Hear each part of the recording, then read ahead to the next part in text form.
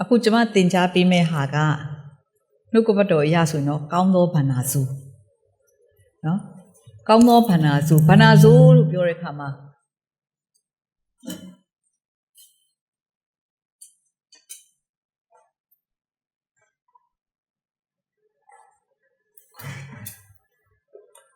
ဗန္နာစုဆိုတာဘာလဲ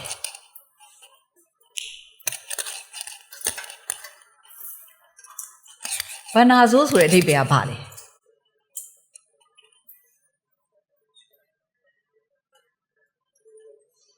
ဗန္နာစုဆိုတာသူတစ်ပါးပိုင်ဆိုင်တဲ့အရာကိုစီမံခန့်ခွဲရတာကိုဗန္နာစုလို့ခေါ်တယ်ကျမတို့ယုံကြည်သူရဲ့အသက်တာမှာဘုရားသားသမီးတွေရဲ့အသက်တာမှာကျမတို့ရရှိနေတဲ့အခုခံစားနေရတဲ့အရာတွေအားလုံးဟာကျမတို့ပိုင်တာလားဘုရားသခင်ကကျမတို့ပေးထားတာလားဘုရားသခင်ကပေးထားတယ်ဘုရားသခင်ကပေးထားဆိုခုနဆရာဆိုမင်းပြောသွားပြီကြီးပွားဖို့ကျမတို့မှာတာဝန်မရှိဘူးလားရှိတယ်ဒါပေမဲ့ကျမတို့ကဘုရားသခင်ကကျမတို့ကိုပေးထားပေမဲ့ကြာလာတဲ့အခါကျတော့ငါပစ္စည်းဖြစ်သွားတယ်ငါဥစ္စာဖြစ်သွားတယ်ဟုတ်တယ်နော်ဖျားပိုင်နေဆိုတာတော့မှအတိမတ်မပြုတော့ဘူးအဲကြောင့်နှုတ်ကပတ်တော်ထဲမှာဘုရားသခင်ကသူ့လူမျိုးတွေကိုဘာပြောလဲခဏပြောရတယ်နော်ဆိုအဲ့ကောင်းသောဗန္နာစုဆိုတာကိုခုကျွန်မသင်ပေးမှာဖြစ်တယ်ဟို login စကားနဲ့ပြောတော့ဒီခေတ်ကဘာ management တွေအရန်ခေတ်စားတယ်လေဘာ management ညာ management ဆိုတော့အဲ့တော့ကျွန်မကောင်းသောဗန္နာဆိုတာကျွန်တော်တို့ယုံကြည်သူတွေအတွက်ပေါ့နော်မဟုတ်ကျန်တဲ့လူတွေအတွက်ကြတော့ကျွန်မပြောတယ် personal income management ကိုယ့်ရဲ့ကိုယ်ပိုင်ဝင်ငွေကိုဘယ်လိုစီမံခန့်ခွဲပြီးတော့သုံးမလဲမသိပြီ။ဘာလို့ဆိုဒီသင်ခန်းစာကနှုတ်ကပတ်တော်ရလည်းဖြစ်ပေမဲ့အပြင်လူတွေအတွက်လည်းအသုံးကျတာဖြစ်တယ်နော်။ကဲကျွန်တော်ကျမ်းစာလေးနည်းနည်းကြည့်အောင်နော်။နှစ်တိ3 16 19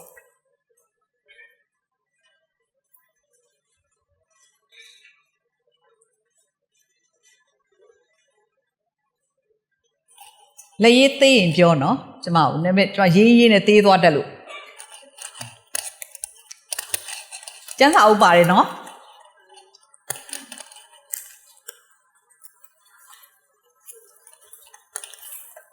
ကဲဖတ်ပါဦးထိုကျန်းစာ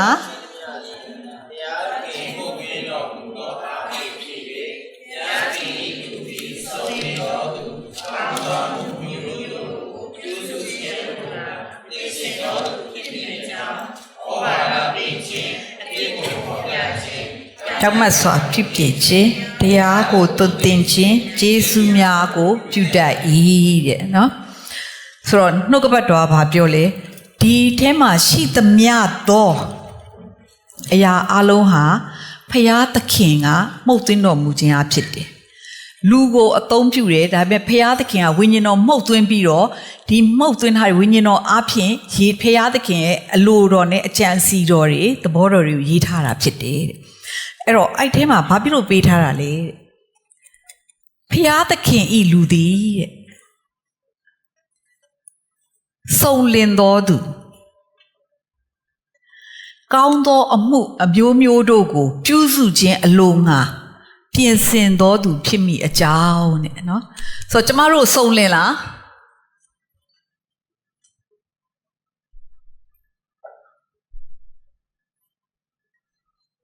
မစုံလင်ပါဘူးဟုတ်တယ်နော်ဒါပေမဲ့ဘာဖြစ်လဲကောင်းသောအမှုအမျိုးမျိုးတို့ကို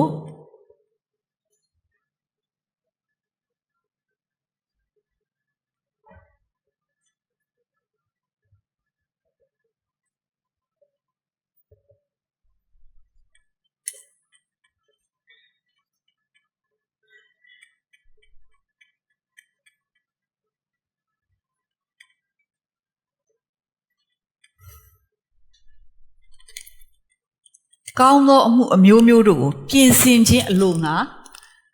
ပြုစုခြင်းအလိုငှာပြင်ဆင်တော်သူဖြစ်ဖို့တဲ့နော်ကျမတို့ကပြင်ဆင်တတ်ဖို့လိုတယ်အဲ့ဒီလိုဖြစ်ဖို့အတွက်တဲ့ဘာလုပ်မလဲတဲ့နှုတ်ကပတ်တော်ကတဲ့ဩဝါဒပေးမယ်တဲ့အပြစ်ကိုဖော်ပြမယ်တဲ့ ဖြောက်မတ်စွာပြုပြင်မယ်တရားကိုသွန်သင်ခြင်းကျေးဇူးတွေကိုပြုတတ်တယ်တဲ့ဘယ်သူမှကိုယ့်အပြစ်ပြောရင်မကြိုက်ဘူးကျမလည်းမကြိုက်ဘူးအပြစ်ပြောကြည့်ပါလားအ ਨੇ ဆုံးတော့စင်ကြယ်လေးတော့ပြန်တက်တာမဟုတ်ဘူးလေဒါကဒီလိုဟိုဟာဟိုလိုကိုမန်းမန်းတော့သိတယ်လေဒါပေမဲ့နည်းနည်းလေးတော့ပြန်ပြီးကာလိုက်ရမှာဒါလူသဘောပါပဲเนาะဒါပေမဲ့နှုတ်ကပတ်တော်ပြောပြီးသားအပြစ်ကိုဖော်ပြမယ်တဲ့ဩဝါဒပေးမယ်အပြစ်ကိုဖော်ပြမယ်ဖြောက်မတ်စွာပြုပြင်ပေးမယ်တဲ့เนาะတရားကိုသွန်သင်ခြင်းကျေးဇူးကိုပြုတတ်တယ်တဲ့ဒါတွေကျမတို့မသိဘူးလားသိတယ်လို့ပဲเนาะသိတယ်လို့ပဲခေပြဲ40နှစ်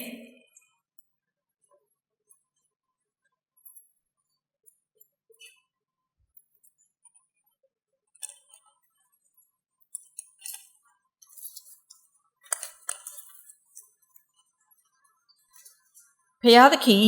နှုတ်ကပတ်တရားတော်သည်အသက်ရှင်ခြင်းတကိုးနှင့်ပြုပြင်ခြင်း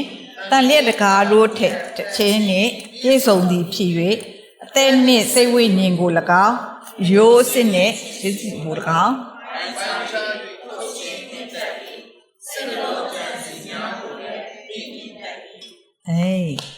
ဆို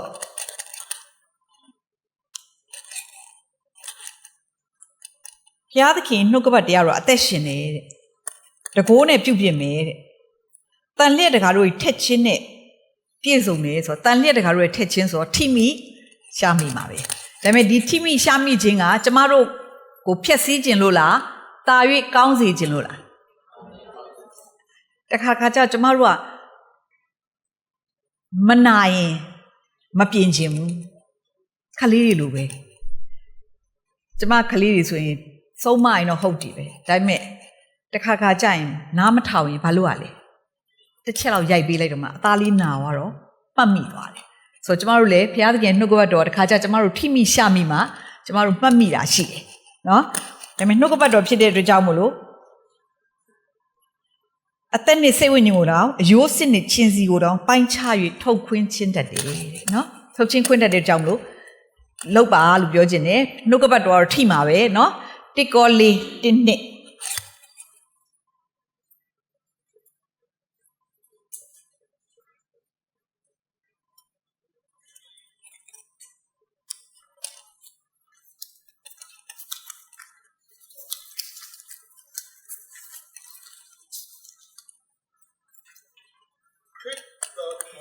စီအပါကဲ့သို့ဘုရားသခင်ရဲ့နေသောနေရာကိုစောက်တော်ဗန္နာဆိုကဲ့သို့ဒီငါတို့ကိုမှတ်ပါစေထို့မှတပါဗန္တာဆိုမိသည်ကတစ္ဆာရှိရမည်တဲ့ကဲဘုရားသခင်ဗန္တာဆိုတာဘာဖြစ်ရမလဲတစ္ဆာရှိရမယ်တဲ့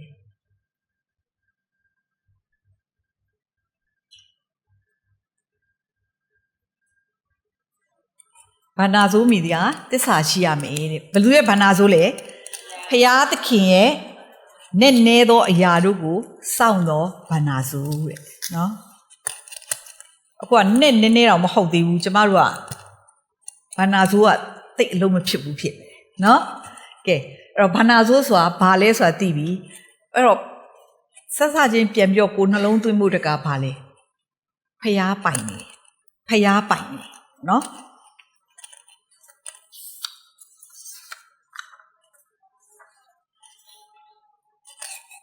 ကပ္ပဦးကျမ်းအခန်းကြီး1အငယ်1ပ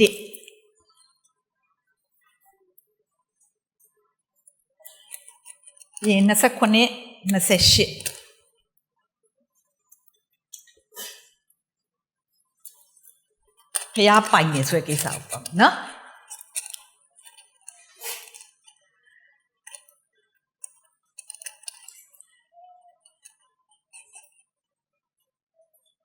အစအဦး၌ဖျားသခင်သည်ကောင်းကင်နှင့်မြေကြီးကိုဖန်ဆင်းတော်မူ၏โอเคကောင်းကင်နဲ့မြေကြီးကိုဖျားသခင်ဖန်ဆင်းနေကဲအငယ်29ထို့သောဖျားသခင်သည်မိမိပုံသဏ္ဍာန်နှင့်အညီလူကိုဖန်ဆင်းတော်မူ၏တဲ့โอเคကျမတို့ကလည်းဖျားသခင်ရဲ့ဖန်ဆင်းခံရလူတော်ဖြစ်တယ်အငယ်28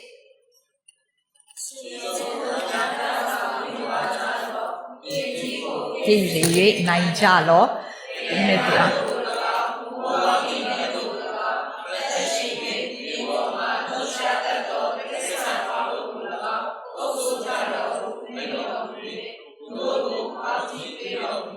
โอเคဘာပြောလဲဖျားသခင်ဖန်ဆင်းတာချင်းအတူတူနောက်ဆုံးမှ तू ဖန်ဆင်းတယ်ကျမတို့လူတော်တွေကို तू အရှိကဖန်ဆင်းခဲ့သောအရာအားလုံးကိုအုပ်ဆိုးကြလောဟုမိန့်တော်မူ၍သူတို့ကိုကောင်းကြီးပေးတော်မူ၏တဲ့ဆိုတော့ကျမတို့ကိုဖျားသခင်က तू ဖန်ဆင်းထားတဲ့အရာတွေကိုကြည်ရှုစောင့်ရှောက်ဖို့အတွက်အခွင့်အာဏာနဲ့လုတ်ပိုင်ခွင့်ပေးလိုက်တာဖြစ်တယ်ကျမတို့ပိုင်တဲ့အရာလားပိုင်တာဘာလို့လဲဖျားသခင်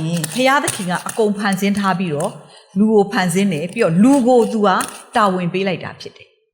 အဲ့တော့ဒီကောင်ကိုကြည့်မယ်ဆိုရင်ကပ္ပဦးကျမ်းမှာကြည့်လိုက်မယ်ဆိုရင်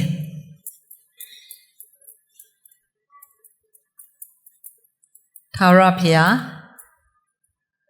ပြီးတော့လူနော်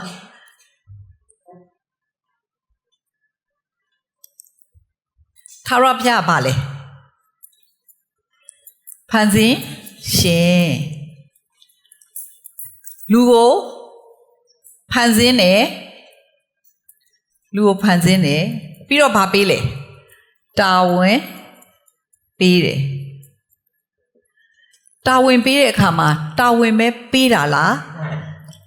လုတ်ပိုင်ခွင့်ရောမပေးဘူးလားပေးတယ်လုတ်ပိုင်ခွင့်နဲ့အာဏာကိုပေးထားတယ်ကောင်းကြီးလည်းပေးထားတယ်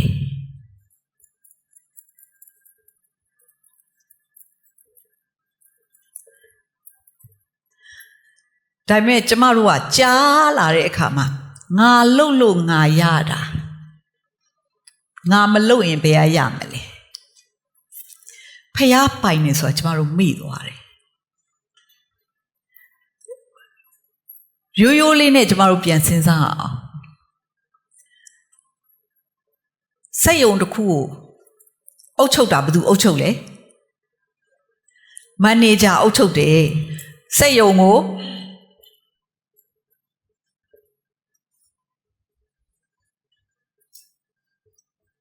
အုပ်ချုပ်သူကဘာလို့လဲမန်နေဂျ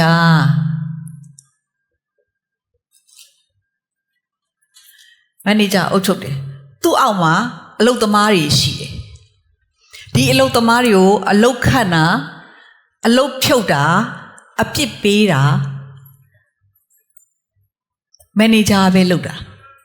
ဒါပေမဲ့ဒီစက်ယုံကြီးကို तू ပိုင်လားမပိုင်ဘူးစက်ယုံမှာ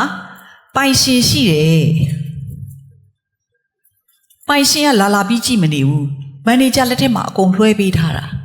အဲ့လိုပဲဘုရားသခင်ကကျမတို့तू ကပိုင်ရှင်ဒါပေမဲ့ तू ဖန်ဆင်းထားတဲ့လူကိုတာဝန်ပေးပြီးတော့လုတ်ပိုင်ခွင့်အာဏာတွေပေးထားတယ်အဲ့အပြင်ကိုကောင်းကြီးပါပေးထားသေးတယ်ဒါပေမဲ့မန်နေဂျာအကုန်လုံးသူ့လက်ထဲရောက်လာတဲ့အခါမှာသူ့စိတ်သဘောကျသူမျက်နှာသာပေးခြင်းနဲ့လူပေးမယ်လှုပ်ချင်တာသူလှုပ်မယ်ဒါပေမဲ့သူ့ကိုဂျိုးအတွက်အလွဲသုံးစားလှုပ်လာတာများရင်ပိုင်ရှင်ကဘာလှုပ်လိုက်မလဲဖျားသခင်ကတော့ကျမတို့အလုံးမဖြုတ်ဘူးဒါပေမဲ့ကျမတို့အသက်တာမှာပွားများခြင်းမရှိတော့ဘူးကြွယ်ဝခြင်းမရှိတော့ဘူးဝမ်းမြောက်ခြင်းမရှိတော့ဘူးလဲနေမယ်ဆိုတော့အဲ့ဒီဟာကိုကျမတို့ဖျားပေးထားတဲ့ကောင်းကြီးတွေအများကြီးတွေကနေတစ်ခုဖြစ်တဲ့ငွေကြေးနဲ့ပတ်သက်ပြီးတော့သစ္စာရှိဖို့ကိုကျမအခုနှုတ်ကပတ်တော်နဲ့ပြန်ပြီးတော့ပြောပြပေးမှဖြစ်တယ်လို့နော်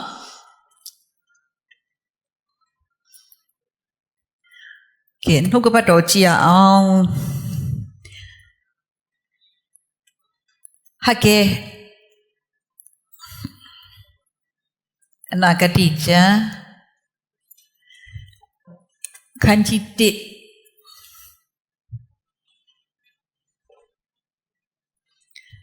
ငါ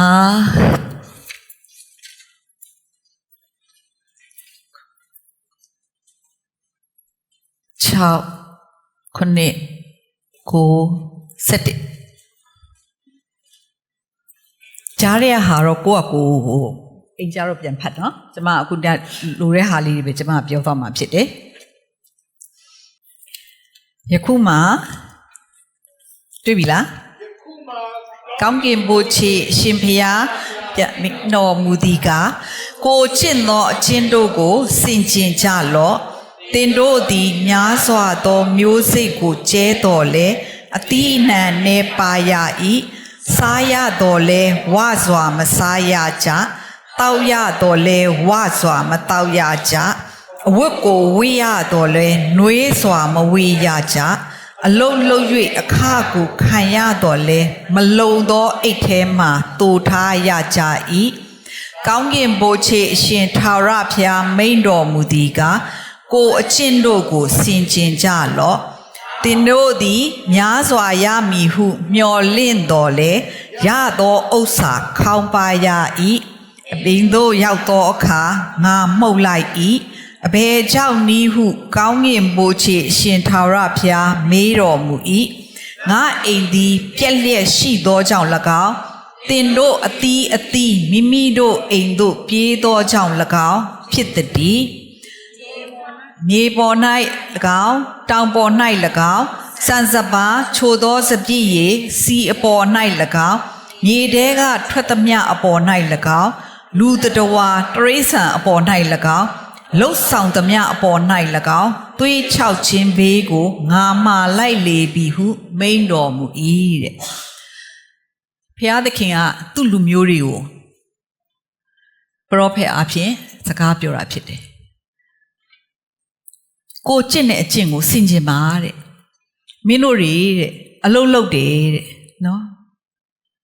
များစွာတဲ့မျိုးစေ့တွေကျဲတယ်တဲ့ဒါပေမဲ့တဲ့ထွက်လာတဲ့အသီးနှံနည်းနည်းလေးပဲတဲ့စားရတော့လေ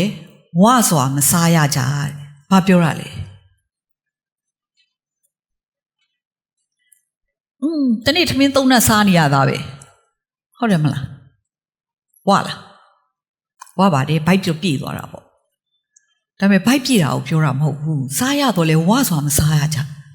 သူများဟမ်ဘဂါစားခြင်းနဲ့ကိုမစားနိုင်ဘူးသူများပီဇာစားခြင်းနဲ့ကိုမစားနိုင်ဘူး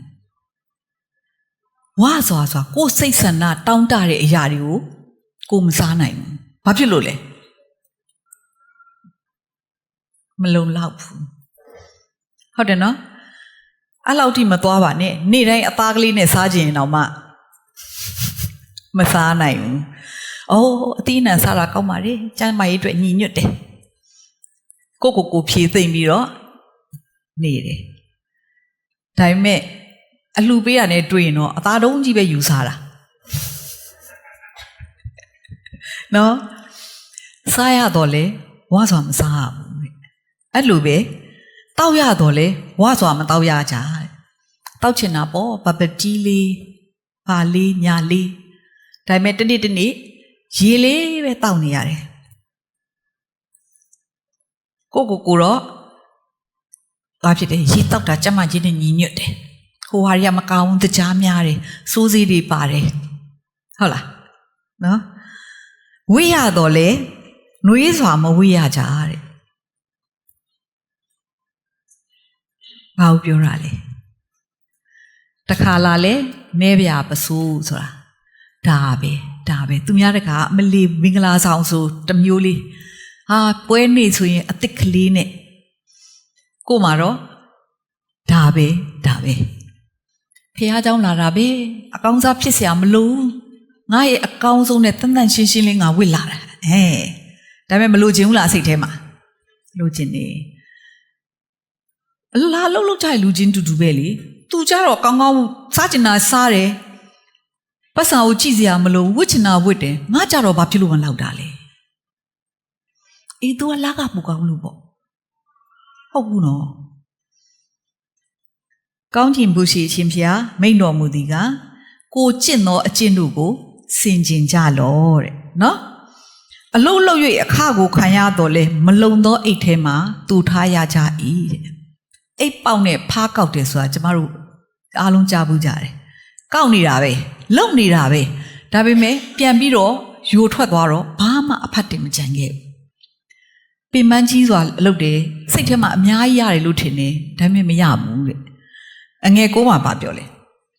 တင်တို့သည်များစွာရမည်ဟုမျှော်လင့်တော်လဲရသောဥစ္စာခေါင်းပါရ၏အိမ်တော့ရောက်တော့ခါငါမှုတ်လိုက်တယ်အများကြီးရပြီလို့ထင်တယ်ကိုကြည့်လဲကြည့်လိုက်ကောမရှိဘူးဘာဖြစ်လို့လဲဘုရားသခင်မှုတ်ထုတ်လိုက်တာဘာဖြစ်လို့လဲငါအိမ်ဒီပြက်လက်ရှိသောကြောင့်၎င်းတင်တို့အသီးမိမိတို့အိမ်တို့ပြေးသောကြောင့်၎င်းဖြစ်တယ်ငါအိမ်ကပြက်နေတယ်မင်းတို့ကတော့ရသမျှဟာအကုန်လုံးယူပြီးငါဘို့ငါမိသားစုဘို့ငါသားသမီးဘို့ငါအဆွေမျိုးတွေဘို့အကုန်လုံးငါနဲ့ငါဘို့ဆိုပြီးအကုန်လုံးယူသွားတယ်ဖခင်သခင်အိမ်တော်ကိုမကြည့်ဘူးတဲ့ဖခင်သခင်ရဲ့အိမ်တော်မှာဣသရေလ12မျိုးမှာတစ်မျိုးကိုအလုံးမလုံးရဘူးမင်းတို့ကအိမ်တော်ကိုစောင့်ရမယ်လို့ပြောထားတယ်ကြံတဲ့လူတွေအကုန်လုံးကအလုံးလုံးပြီးတော့အိမ်တော်ကိုထောက်ပံ့ရမယ်အိမ်တော်မှာအလုံးလုံးတဲ့လူတွေစားစရာရှိဖို့အတွက်ကိုပေးရမယ်လို့ဘုရားသခင်အစောကြီးကပြောထားပြီးသားအခုကျမတို့ရဲ့ဘုရားသခင်ရဲ့လူတွေဘုရားသခင်ပြောတဲ့စကားကိုနားထောင်လားဣသရေလလူမျိုးတွေကဘုရားစကားကိုနားမထောင်လို့ဘုရားသခင်ကကျမတို့တပါးအမျိုးသားတွေကိုကယ်တင်ခြင်းအခွင့်ရသွားတာနော်ဖယားသခင်ရဲ့ကောင်းချီးခံစားရတော့ခွင့်ရသွားတာကျေးဇူးတော်သက်သက်ပဲအဲ့မဲ့အဲ့ကျေးဇူးတော်သက်သက်ကလေးနဲ့ပဲနေပြီးတော့ဘာမှကြီးပွားတိုးတက်ခြင်းမရှိရင်တော့ဖယားသခင်လည်းဂျင်းနဲ့မှာမဟုတ်ဘူးဖယားသခင်ရဲ့ဥပဒေသားသူ့လက်အောက်မှာသူ့သားသမီးဖြစ်သွားပြီဆိုရင်အားလုံးကအတူတူပဲဟုတ်တယ်နော်နေရတော့အရင်နေရတော့မွေးစားသားနေရတော့ခဏအိမ်မှာလာနေတဲ့လူဆိုပြီးတော့စီကန်းကတစ်မျိုးစီမရှိဘူးဘုရားသခင်စီမှာဥပဒေသားတစ်ခုပဲရှိတယ်ဆိုတော့ကျမတို့အခုပြောသွားမယ့်အရာတွေမှာဝိညာဉ်တော်ဖော်ပြပါမိအကြောင်းခဏလေးဆုတောင်းအောင်နော်ဖဖျားသခင်ကျေးဇူးတော်ကိုချီးမွမ်းတယ်ကိုရောပို့ဆောင်ပြီးသောသားသမီးတယောက်စီတိုင်းဝိညာဉ်မှာကိုရောနှုတ်ကပတ်တော်သည်အစေးကြ၍ကိုရောနိုင်ငံတော်အတွက်အသက်ရှင်သောသူများဖြစ်ပါမိအကြောင်းနဲ့အသက်တာမှာကိုရောရဲ့အလိုတော်တိုင်းသွားခြင်းအပြင်ကျွယ်ဝ၍ကြီးပွားသောသူတယောက်စီတိုင်းဖြစ်ပါမိအကြောင်းဉာဏ်ပညာကိုပေးပါနားလည်နိုင်သောအစွမ်းတတ္တိကိုပေးပါဖေဟာကိုရောမပေးရင်ကြားသမျှအရာဟာသူတို့အတွက်ကိုဘ ഹു တုတတစ်ခုအနေနဲ့ပဲဖြစ်သွားပြီးတော့အသက်တာမှာဘာမှအသုံးချမှာမဟုတ်ဘူးပြီတော့ဝိညာဉ်တော်ဖေဟာမဆာ၍တွင်တင်ပါမိအကြောင်းတပါးဒီသောသားတော်သခင်ယေရှုခရစ်နာမမျိုးမြတ်၌အချိန်နာရီကိုဆက်ကပ်ပါ၏ဖာအာမင်ဆာလံ30နှစ်အငယ်8မှာဗာပြောထားလေဆိုရင်တင့်ကိုငါတွင်တင်မီတင်သွားရမည့်လမ်းကိုပြညွှန်မီတင့်ကိုကြည့်ရှုပြုစုမီဉာဏ်ပညာမဲ့သောမြင်လာကဲ့သို့မဖြစ်စေနဲ့တဲ့နော်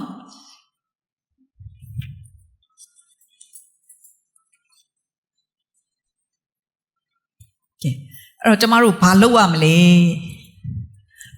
လဲဆိုဆာလံကျန်ခန်းကြီး1အငယ်1ကနေ3ကိုတစ်ချက်လောက်ထားအောင်အလွတ်လည်းရကြပါတယ်မတရားသောသူတို့ဤ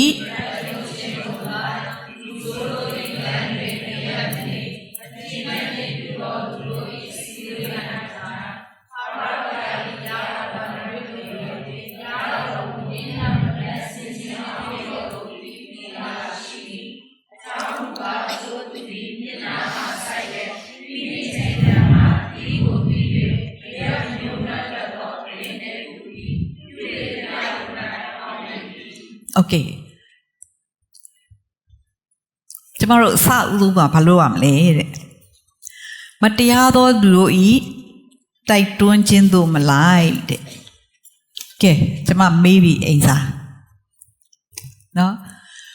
ကျမဘာဖြစ်လို့မေးလဲဆိုတော့ကျမတို့အားလုံးနှုတ်ကပတ်တော်ဖတ်ကြပါတယ်ဒါပေမဲ့ဖတ်တဲ့အခါမှာဖတ်သွားတယ်အ내အဓိပ္ပာယ်ကိုကျမတို့မစင်ကျင်ဘူးမစင်ကျင်ရင်နားမလည်ဘူးပေါ့နော်အဲ့တော့မတရားသောသူဆိုတာဘာလဲ မတရားသောသူတို့တိုက်တွန်းခြင်းတို့မလိုက်တဲ့မတရားသောသူဆိုတာပါလေ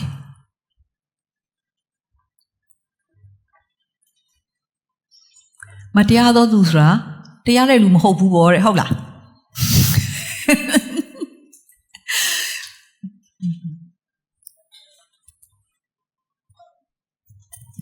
မတရားသောသူဆိုတာကိုယ့်ရဲ့လုတ်ပိုင်ခွင့်ဖျားပေးထားတဲ့အခွင့်အာဏာကိုကိုကျိုးအတွက်အသုံးချတာနော်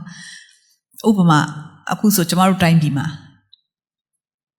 လူအများကိုကြည့်ဖို့အတွက်အနှင်းထားတဲ့အာဏာကိုသူတို့ကိုကျိုးအတွက်အသုံးချတော့ဘာတွေဖြစ်နေလဲအဲ့တော့အဲ့လူကတရားလားမတရားဘူးနော်မတရားတော့သူညီမျှမှုရှိလားမရှိဘူးသူနဲ့သက်ဆိုင်တဲ့အတိုင်းဝိုင်းတွေအတွက်ပဲသူလုပ်တယ်ညီမျှမှုမရှိဘူးဘယ်လိုက်တယ်နော်နှုတ်ကပတ်တော်မှာအဓမ္မလူလို့လည်းခေါ်တယ်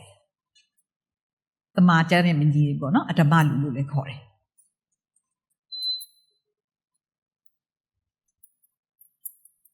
ဘယ်မှာတွေ့ရလဲဆိုတော့သုတ်တန်19:28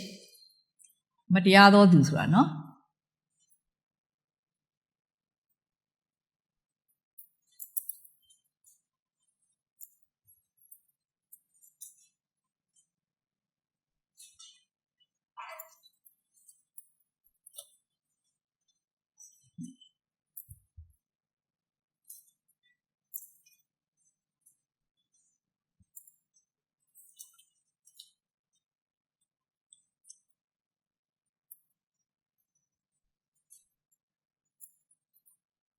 ချက်လောက်ကျမတို့ကြည့်အောင်ဟလားသုတ်တန်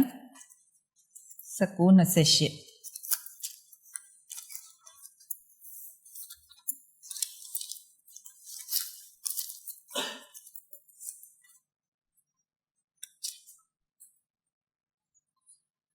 အတ္တမသက်သေးသည်တရားကိုမထီမဲ့မြင်ပြုတတ်၏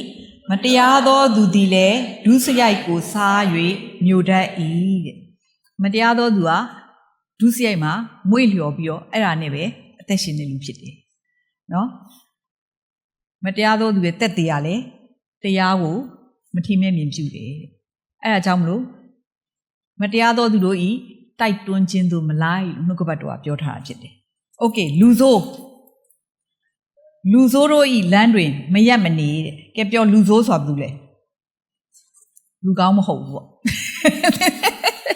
ဟုတ်လားနော်လူဆိုးဆိုလူကောင်းမဟုတ်ဘူးပေါ့နော်ဒါပေမဲ့နည်းနည်းလေးထပ်ပြီးစဉ်းစားအောင်ဟုတ်လား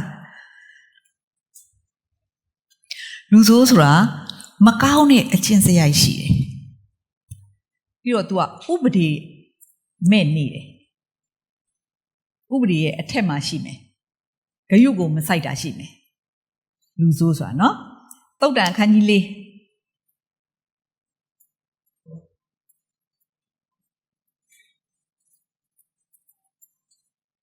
ငယ်15-16မှာကြည့်အောင်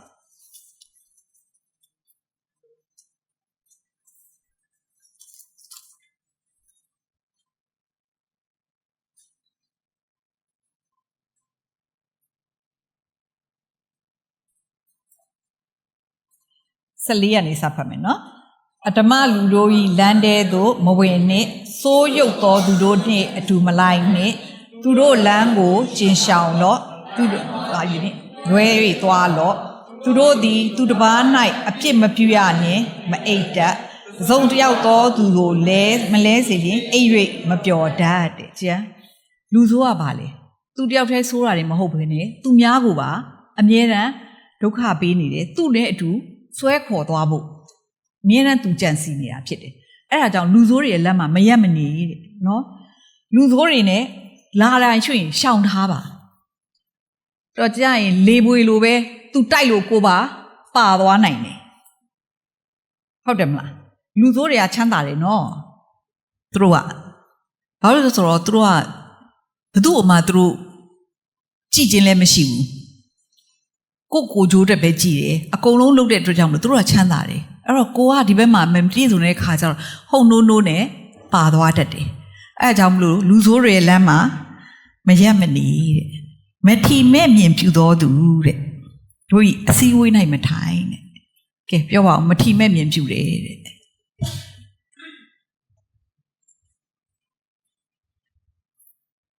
ဘာလဲမထီမဲ့မြင်ပြူတယ်မလေးစားဘူးဟုတ်တယ်နောက်ကော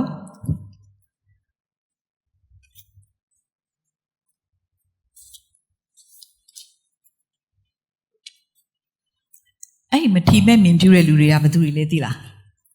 နှုတ်ကပတ်တော်မှာလေအဲ့လူတွေကိုပညာမဲ့တဲ့သူတဲ့လူမိုက်တဲ့မထီမဲ့မြင်ပြူတဲ့လူတွေကိုနှုတ်ကပတ်တော်မှာအဲ့လိုပြောတယ်သူတို့ကမသိတာလားသိတယ်ဒါပေမဲ့မလိုက်နာတဲ့လူတွေတကယ်တမ်းဆိုကျမတို့လည်းမထီမဲ့မြင်ပြူတဲ့အထဲမှာပါတယ်ခါကျရင်နှုတ်ကပတ်တော်ကိုသိရကိုလိုက်လို့လားမလုပ်ဘူးအဲ့တော့ကျမတို့လည်းမထီမဲ့မြင်ပြူတဲ့လူတွေမှာပါတယ်အဲ့လိုမထီမဲ့မြင်ပြူတဲ့လူတွေသာအများကြီးဖြစ်လာရင်ဘာဖြစ်လာမလဲ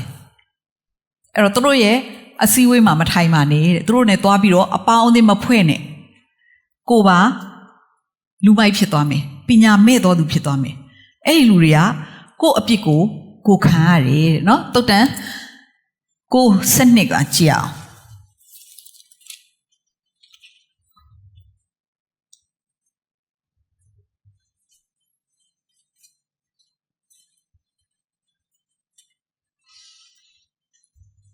တင်ဒီပညာရှိရင်ကိုယ်တိုင်အကျိုးကိုခံရလိမ့်မည်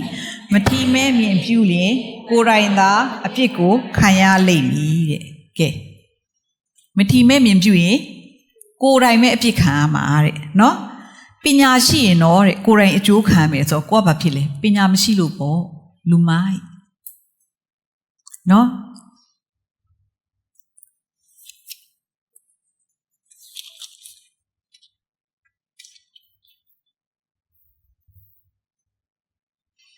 တုတ်တန်17 12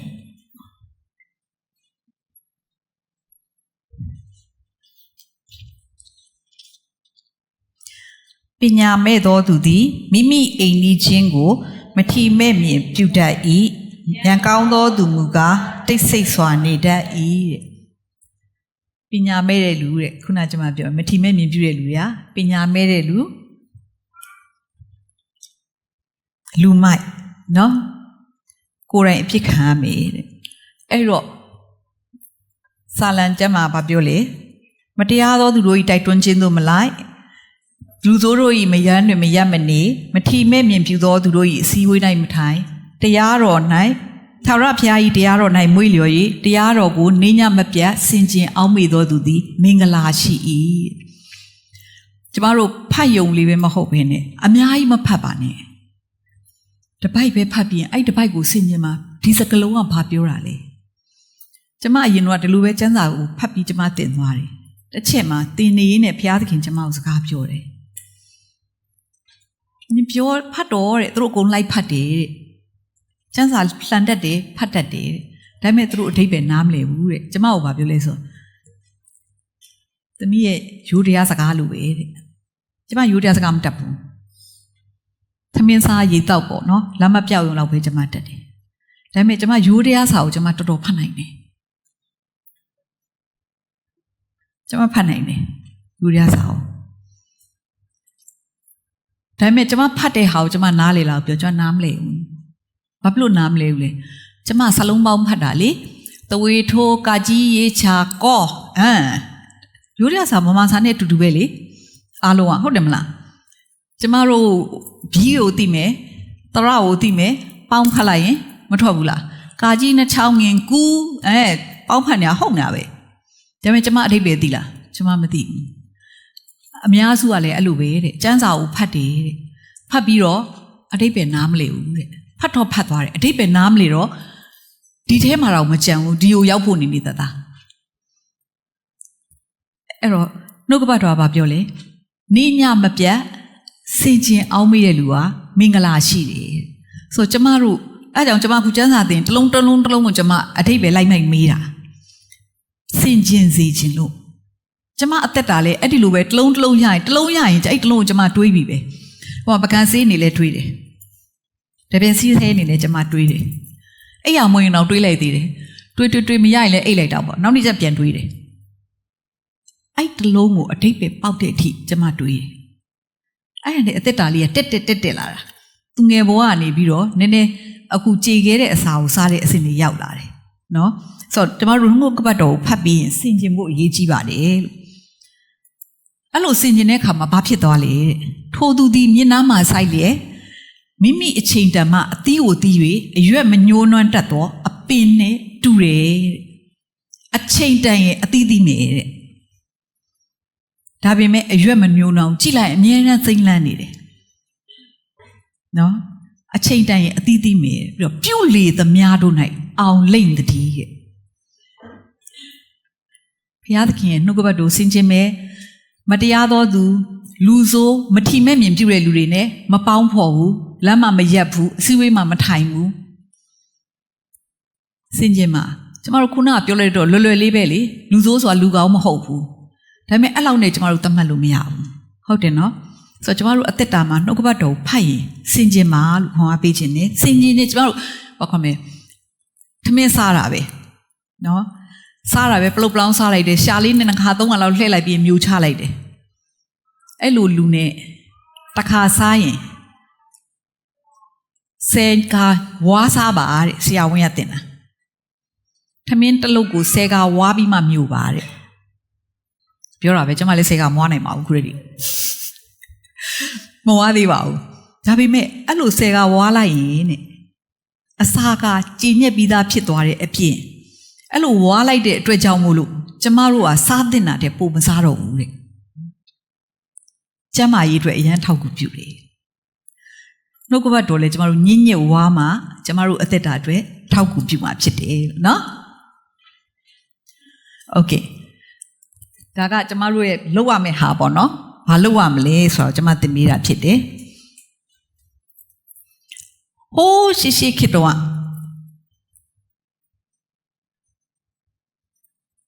ဒါအခုကာလပေါ့နော်ကျမတို့ဘိုးဘွားဘီဘီနေခေတ်ကအလုတ်အကင်ကဘာလုပ်တယ်လဲ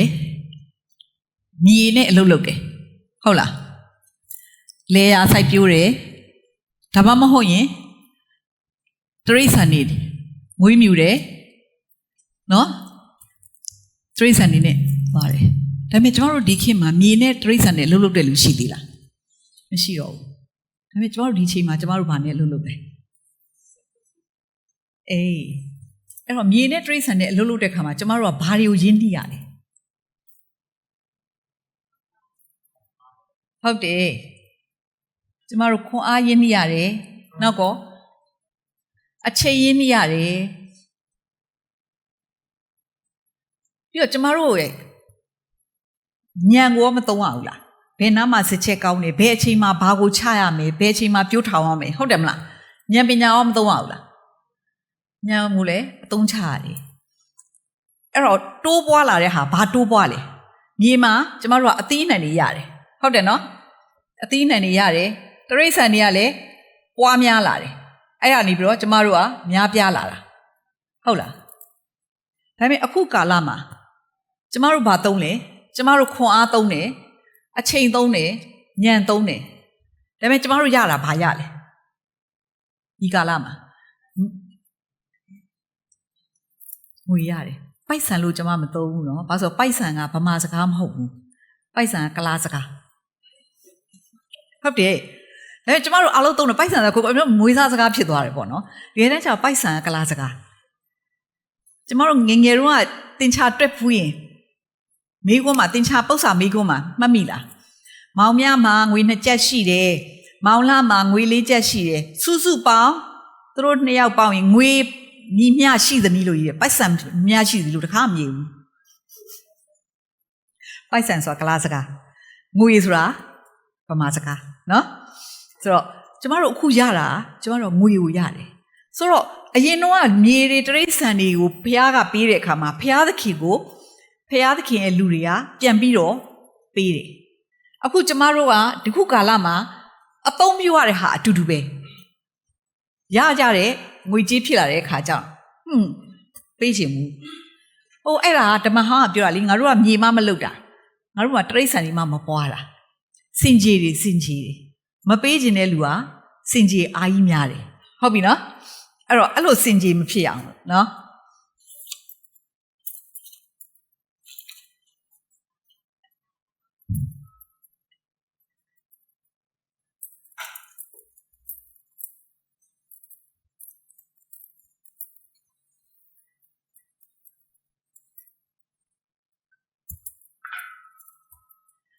ကဲကျမတို့အခုဝင်ငွေရပြီနော်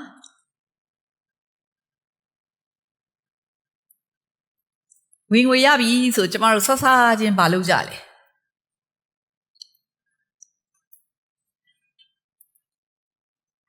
အိမ်လာကဖယ်တယ်ရေဘိုးမိဘိုးတွေဖယ်တယ်ဟာဘုံတလက်ဆိုစေးစန်ဒီစီတွေသွားဝယ်တယ်ဟုတ်လားနှုတ်ကပတ်တော်ကတော့အဲ့လိုမပြောဝင်ငွေရပြီဆိုရင်ဖျားနဲ့ဆိုင်တော့အရာကိုဖျားမယ်တဲ့ဖျားနဲ့ဆိုင်တော့ဘန္တာကိုကျမတို့ကအရင်ဆုံးဖျားမှာဖြစ်တယ်ဖျားနဲ့ဆိုင်တဲ့ဘန္တာဖယ်ပြီးမှဘာလုပ်ရအောင်မလဲငါတာဝန်ချပြီကွာသုံးလို့ရပြီလားမရသေးဘူးနော်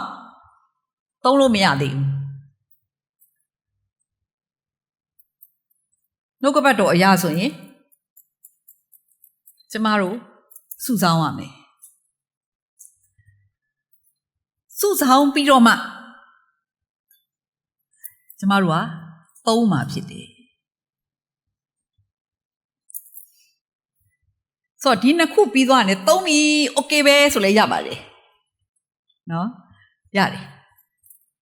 ကျုံးဆိုပြန်ရောက်ပါမယ်နောက်တစ်လလာမယ်ဝင်ငွေကိုကျမတို့ကမျှော်ရတော့မယ်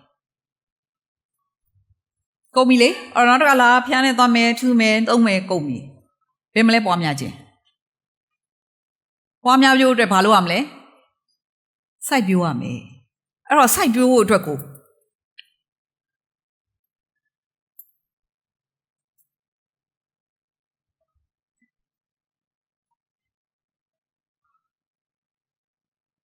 ဒီမှာစိုက်ပျိုးမယ်အကုန်မသုံးမဲနဲ့ကျမတို့စိုက်ပျိုးမယ်စိုက်ပျိုးတဲ့အခါကျရင်ဒီစိုက်ပျိုးသမျှကအပင်ပေါက်ပါမယ်အကြောင်းအသီးသီးပါမယ်အကြောင်းဂတိတော်ဟာဒီမှာရှိတယ်အဲ့ဒီခါကျတော့ကျမတို့ရဲ့ကောင်းကြီးတွေကဒီမှာ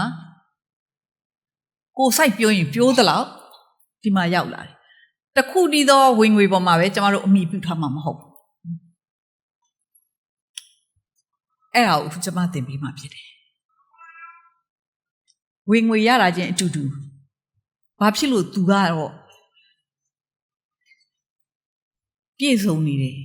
ကျွယ်ဝနေတယ်ငါကတော့တလောက်လောက်ကိုမလောက်နိုင်ဘူးဘာဖြစ်လို့ဖြစ်နေတယ်လဲဆိုတော့အဲ့ဒီမှာလာမှာဖြစ်တယ်နော်ကဲဖះနဲ့အဲ့တော့ကျမတို့စချင်းသွားအောင်ဖះနဲ့ဆိုင်တော့ဗန္နာခုနပြောခဲ့ပြီးပြီကျမတို့ကမန်နေဂျာတွေပိုင်ရှင်ကဖះသခင်ကဘာပြောထားလဲ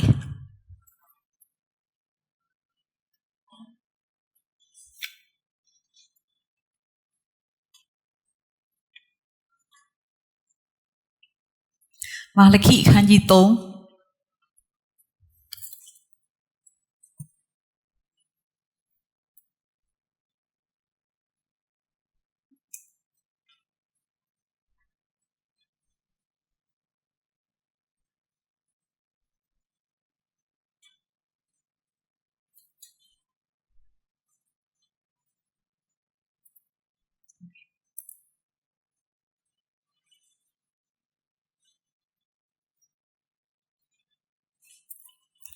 မာလခိအခန်းကြီး3အငယ်8ကို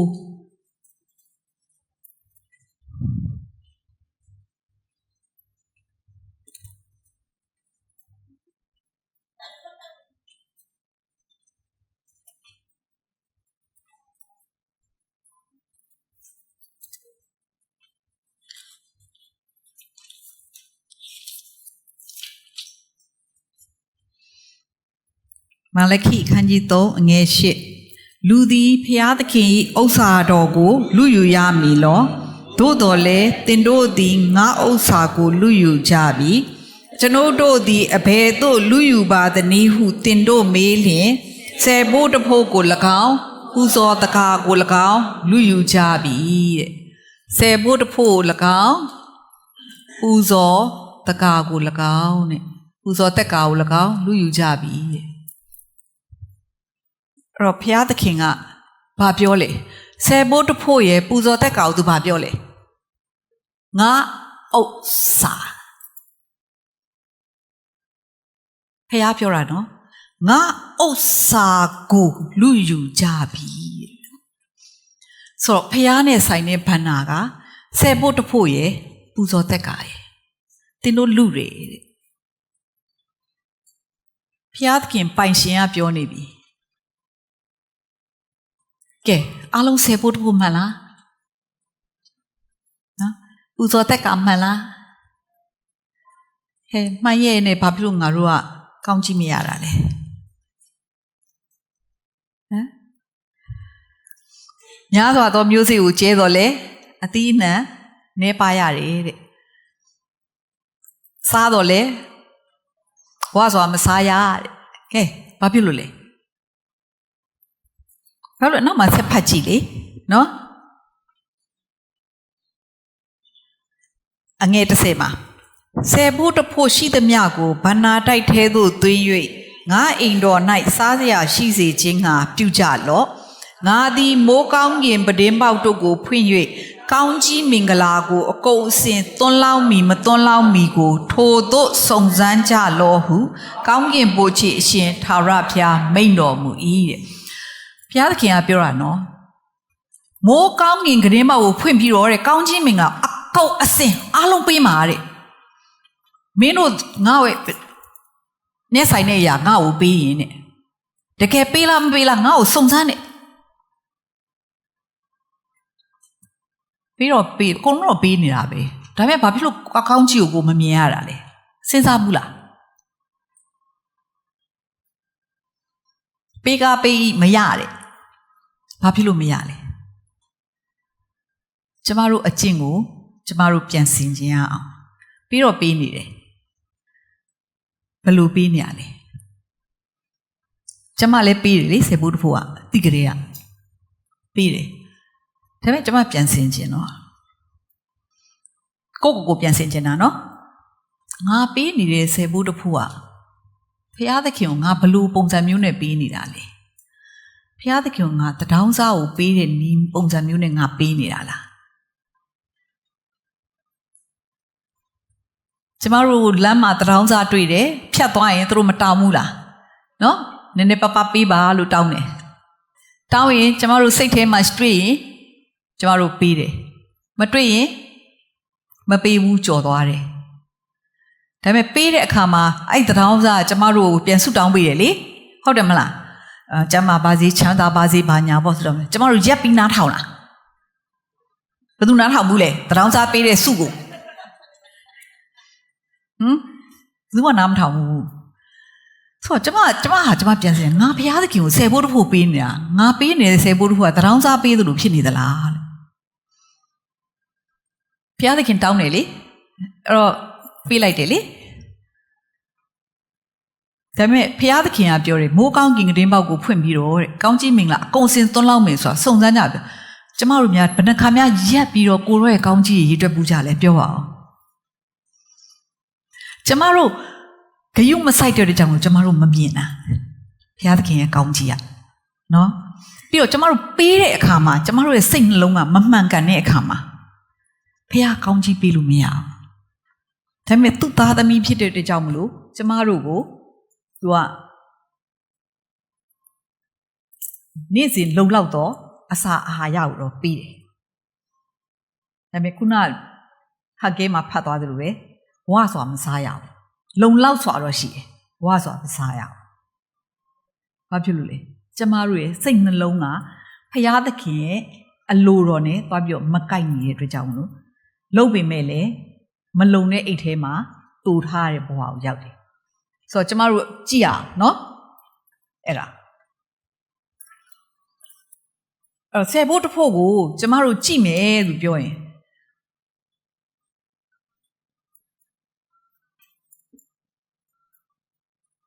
ရာဇဝင်လေးနည်းနည်းသိဖို့ကွာမယ်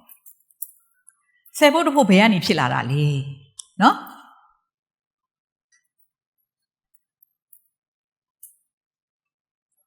ကဘာဦးကျန်းခန်းကြီး14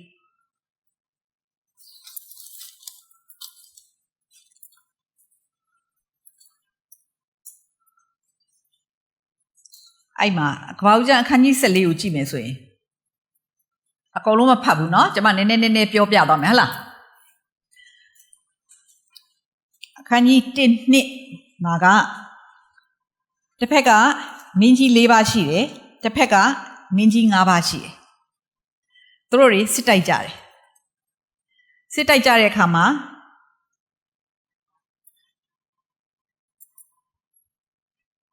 နိုင်သွားတဲ့မင်းကဒီဘက်ကနေပြီးတော့ရှုံးတဲ့မင်းတွေရဲ့ပစ္စည်းဥစ္စာတွေလူတွေကိုတည်သွားတယ်ရှုံးတဲ့အထက်မှာဘယ်သူတွေပါသွားလဲဆိုတော့တောတုံနဲ့ဂေါမရမြို့မှာရှိတယ်အဲဒီပါသွားတယ်အဲ့တော့တောတုံနဲ့ဂေါမရမှာဘယ်သူရောက်နေလဲအဲ့ဒီချိန်တုန်းကလောတာရောက်နေပြီဆိုတော့လောတာရောသူ့ရဲ့ပစ္စည်းဥစ္စာတွေရောသားမယားတွေရောအကုန်လုံးနိုင်တဲ့ဘက်ကနေတည်သွားတယ်အဲ့ဒါနေပြီးတော့လွတ်လာတဲ့လူတစ်ယောက်ကနေပြီးတော့အာဗြဟံနဲ့လူနဲ့တွေ့တဲ့အခါမှာပြောပြတယ်ဆိုအာဗြဟံကြားတော့ဟာငါတူနဲ့လူတွေရောပါသွားပြီမဖြစ်ဘူးဆိုပြီးတော့အာဗြဟံကသူ့လူတွေနဲ့လိုက်တယ်လိုက်တဲ့အခါမှာရန်သူတွေသိမ်းသွားတယ်တဲ့ဥစ္စာရှိသမျှရဲ့သူ့အကိုသားလောတာနဲ့သူ့၏ဥစ္စာနဲ့လည်းမိန်းမများနဲ့လူများတို့ကောင်ပြန်ရလာခဲ့တယ်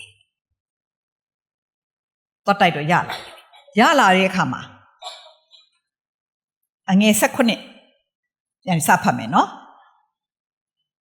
ခေဒေါရလောမာနှင့်သူ့ဘက်ကနေသောမင်းကြီးတို့ကိုလှုပ်ကြံရမှအာဗြဟံပြန်လာသောအခါ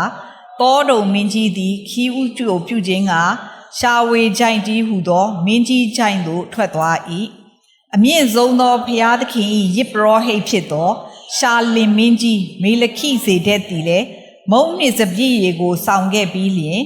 ကောင်းကင်မြေကြီးရှင်အမြင့်ဆုံးသောဘုရားသခင်သည်အာဗြံအားကောင်းကြီးပေးတော်မူပါစေသောဟုအာဗြံကိုကောင်းကြီးပေး၍တင်ဤရန်သူတို့ကိုတင်ဤလက်နံအနှံတော်မူသောအမြင့်ဆုံးသောဘုရားသခင်လည်းမင်္ဂလာရှိစေတော်မူသည်ဟုမွဲ့ဆို၏အာဗြဟံသည်လည်းဥစ္စာရှိသမျှတို့ကိုထိုမင်းအားဆယ်ဘို့တဖို့လှူလေ၏တဲ့โอเคအာဗြဟံကအမြင့်ဆုံးသောယစ်ပရောဟိတ်မင်းကြီးမေလခိဇေဒက်ကိုတဲ့ဥစ္စာရှိသမျှတို့ရဲ့ဆယ်ဘို့တဖို့ကိုဘာလို့ပြောလဲလှူလေ၏တဲ့ဟိုကတောင်းလား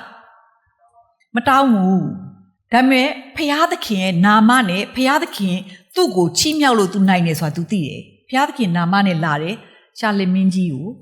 तू လှူတယ်တဲ့လှူတယ်ဆိုတာစိတ်နှလုံးကတိုးထီမှလှူလို့ရတာစိတ်စေတနာအပြည့်အဝနဲ့ရတဲ့လက်ရဥစ္စာတွေအားလုံးရဲ့ဆယ်ဘို့တစ်ဖို့ तू ပေးတာနော်တောင်းလို့ပေးတာမဟုတ်ဘူးဘာနဲ့ပေးလဲစိတ်စေတနာရှိပြီးပေးတာ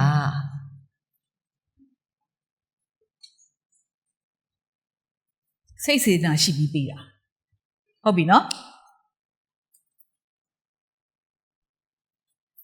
အဲ့ဒါကိုဟေဘရဲ9:1မှာပြောထားလေဆိုတော့ဟေဘရဲဩဝါဒစာအခန်းကြီး9ငယ်1မှာ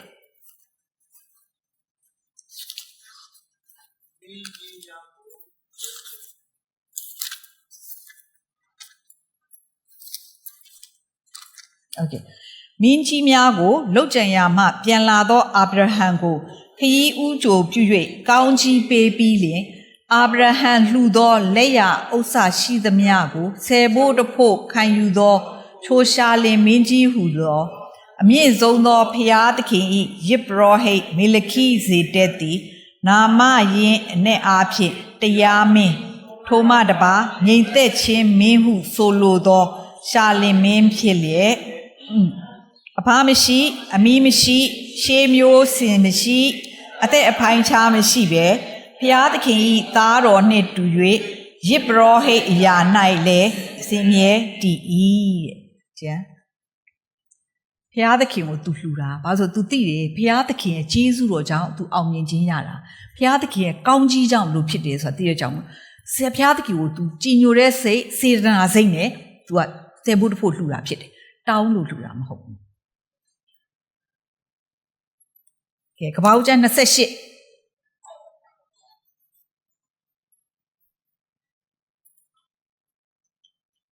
အငယ်20ကနေ22ကပ္ပဦးကျမ်း28ကိုကြောက်တဲ့အခါကျတော့အိမ်ကြရင်ပြန်ဖတ်နော်ဒီဖွာလေးကိုဖြစ်အောင်လို့ဣဇက်ကြီးကသူ့သားယာကုပ်ကိုခေါ်ပြီးတော့မင်းခါနန်အမျိုးသမီးနဲ့အိမ်တော်ပဲမပြုတ်ရဘူးတဲ့မင်းအမေရေဘက်ခါရဲ့အမျိုးတွေရှိရဲ့ညာသွားပြီးတော့အမျိုးတွေကနေတယောက်ကိုသွားယူဆိုပြီးပို့တယ်ဆိုတော့ယာကုပ်ကထွက်သွားတဲ့အခါမှာသူဘုရားသခင်ကိုသူဘာပြောလဲ18မှာ20ထိုအခါယာကုပ်ကဘုရားသခင်သည်ငါဘက်၌ရှိလျက်ယခုသွားရလမ်းမှာငါကိုဆောင်မ၍စားစရာအစားဝတ်စရာအဝတ်ကိုပေးသနာတော်မူလျင်၎င်းငါသည်အဖား၏အိမ်သို့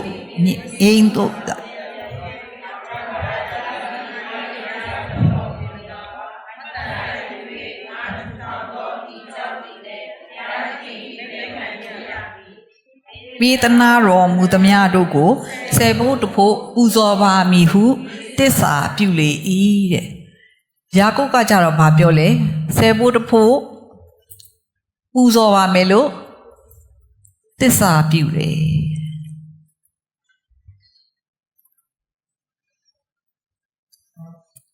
အာဗြဟံကတစ္ဆာပြုတာမဟုတ်ဘူးကြည်ညိုသောစိတ်စေတနာစိတ်နဲ့လှူတာဘုရားသခင်ရဲ့ကောင်းကြီးကိုသူသိလို့ယာကုပ်ကတော့သူ့မှာဘာမှမရှိဘူးသွားတဲ့အခါမှာအဲ့တော့တဲ့သူ့ကိုတဲ့လမ်းမှာစောင့်ရှောက်မယ်တဲ့စားစရာအစားဝတ်စရာအဝတ်ကိုပေးရင်တဲ့ဘုရားသခင်ကိုပေးသမျှကိုဆယ်ဖို့တဖို့ပြန်ပေးမယ်လို့သစ္စာပြုတယ်အဲ့ဒါကိုဘယ်မှာတော့တွေ့ရလဲဆိုတော့ခန်းကြီး32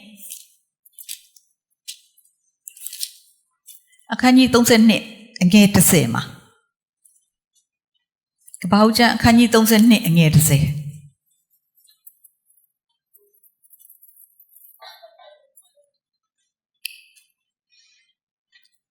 ကိုရောကျွန်၌ပြုတော်မူသောဂရုဏာတစ္ဆာတော်အငယ်ဆုံးကိုများအကျွန်ုပ်မခံထိုက်ပါ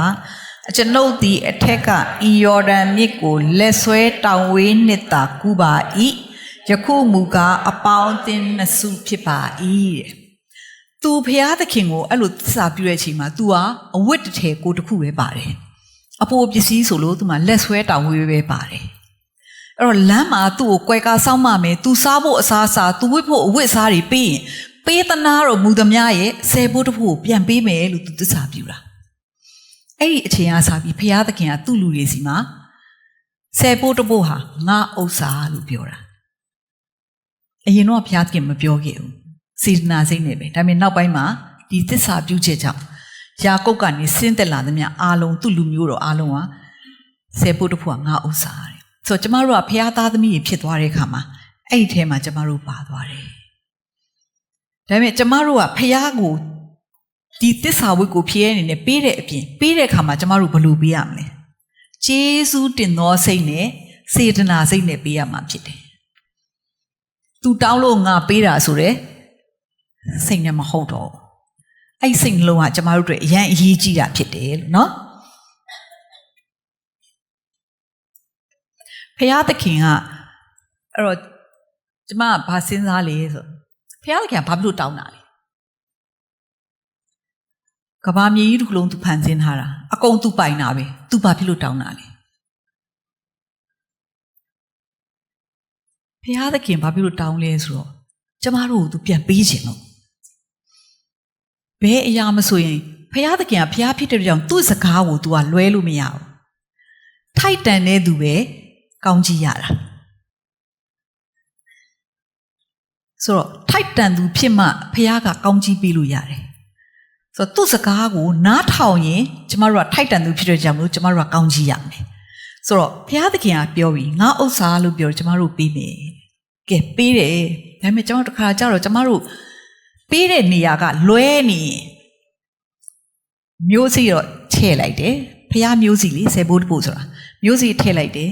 မြေမကောင်းတော့အပင်ကရှင်တန်ကြီးထွားမလားအတီးတီးမလားမသိဘူးဆိုတော့ကျမတို့ဘယ်မှာထည့်တယ်လဲဆယ်ဘိုးတဖို့อ่ะအဲ့ဒါအရေးကြီးတယ်နော်ကျမတို့ဆယ်ဘိုးတဖို့ဘယ်မှာထည့်နေလဲ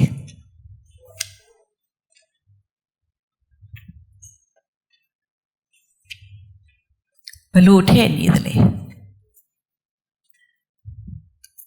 ဟိုဆယ်ဘိုးတဖို့ထည့်ရတဲ့အကြောင်းတော့ကျမတို့သိပြီနော်ဖះတောင်းနေဆိုတာလေကျမတို့သိပြီဘလို့ပေးမလဲဘလို့ထည့်မလဲဝင်ငွေရလာတဲ့အခါမှာဟာပေးစရာတွေအကုန်လုံးပြီးတော့မှဆယ်ဖို့တဖို့ဆိုပြီးပေးမှလားဘလို့ပေးမှလဲဟုတ်တယ်ကျမတို့ဦးစားပေးပြီးဖယ်ရမှာဖြစ်တယ်ဆယ်ဖို့တဖို့ကရလာကြတဲ့ကဘာမှမထိခင်မှာငါနဲ့မဆိုင်ဘူးဒါဟာဖျားနဲ့ဆိုင်သောအရာဖြစ်တယ်ဆိုပြီးတော့ကျမတို့ကဦးစုဥဖျားဖယ်ရမှာဖြစ်တယ်ကျမတို့ဗမာလူမျိုးအကုန်လုံးနားလဲနော်ဦးစုဥဖျားဆိုရင်လူကြီးတွေမစားသေးရင်ဘေးနားလေးမှာတစ်ခုမြင်းလုံးပုံနာပေးပြီးမှဖယ်ရမယ်အဲ့လိုမျိုးဘာမှမလုပ်ခင်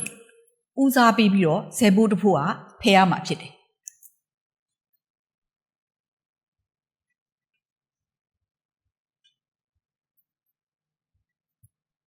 ဒုတိယတစ်ခုကပေးတဲ့အခါမှာဘုရားသခင်ကိုကြည်ညိုသောစိတ်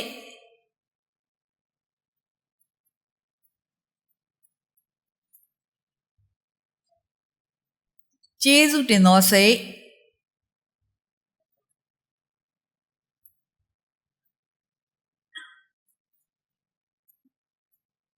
စေတနာစိတ်နဲ့ပေးရမှာဖြစ်တယ်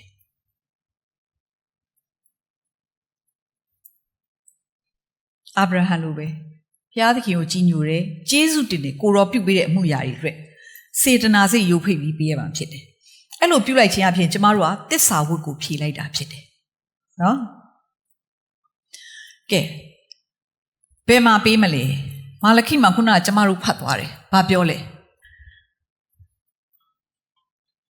မာလခိအခန်းကြီး3ငယ်30မှာငါအိမ်တော်၌စားစရာရှိစေခြင်းကဘာနာတိုက်ကိုသွင်းရမယ်အိမ်တော်မှာရှိတဲ့ဘာနာတိုက်ကိုသွင်းရမယ်ဘယ်ကိုသွင်းရမှာလဲအိမ်တော်ဆိုရဲအသင်းတော်ရဲ့ဘာနာတိုက်ကိုသွင်းရမယ်ဆိုတော့အသင်းတော်ကိုပေးပါ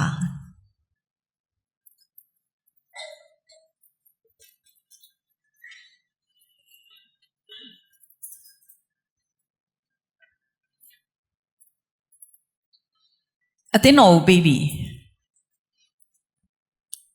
ဘယ်အသင်းတော်ကိုပေးမလဲကျမတို့မမပြည်မှာကြံခဲ့တဲ့အသင်းတော်ကိုပေးမလားကျွန်တော်ကဘန်နာဘက်ကအသင်းတော်မှာပြောင်းလဲလို့အခုတက်နေတာတော့ဘန်ကောက်အသင်းတော်မှာတက်ပြီပဲဘန်နာအသင်းတော်ကိုပဲပေးမလားအဲ့အသင်းတော်မှာနှစ်ချင်းခံခဲ့တာလေဘယ်အသင်းတော်ကိုပေးမလဲ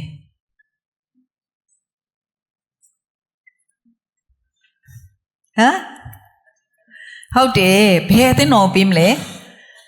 လက်ရှိဝိညာဉ်အစာစားနေတဲ့အသင်းတော်မှာပေးပါ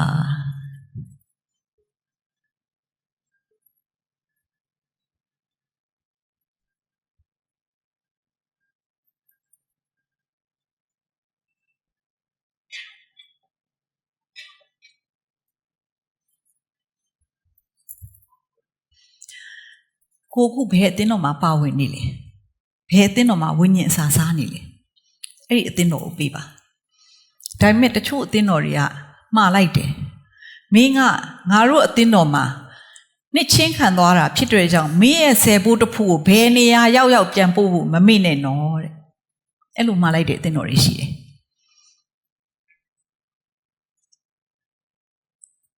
ဒါပေမဲ့နှုတ်ကပတ်တော်ကအဲ့လိုပြန်ပို့ဖို့ပြောလား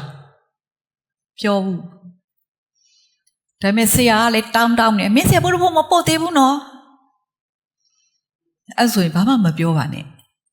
ကိုဖို့ကြံသေးတယ်အဲ့ထက်ကနေကိုစိတ်နှလုံးမှာပေးနိုင်တဲ့လောက်ဆရာကြီးပို့လိုက်တယ်နော်လို့ပြောလိုက်ဆယ်ဘိုးတစ်ဖူးလည်းမပြောနဲ့ဘာမှမပြောနဲ့ပို့လိုက်တယ်နော်လို့နိုင်တဲ့လောက်ကိုပေးလိုက်ပါဆယ်ဘိုးတစ်ဖူးကတော့လက်ရှိဝิญဉ်စာစားနေတဲ့တင်းတော်ကိုပေးပါဘာဖြစ်လို့လဲခုနကဆရာကနှုတ်ကပတ်တော်ပဲပြောတရားပဲတတ်သိခံချက်ပဲပြောတမန်ကျမ်းစာနဲ့မညီနှုတ်ကပတ်တော်နဲ့မညီရင်တဲ့သူ့စီမှာဝိညာဉ်အလင်းမရောက်သေးဘူးတဲ့ဟေရှာရဲမှာပါတယ်ဆိုတော့ तू ကနှုတ်ကပတ်တော်မှာအလင်းမရောက်သေးတဲ့ကြောင့်လို့ तू တောင်းနေတာကဲအဲ့ဒီမှာလေဟိုအမှုတော်ဆောင်တွေပေးပါလို့ရေးထားလားအဲ့တော့ကျွန်မပြောမယ်နော်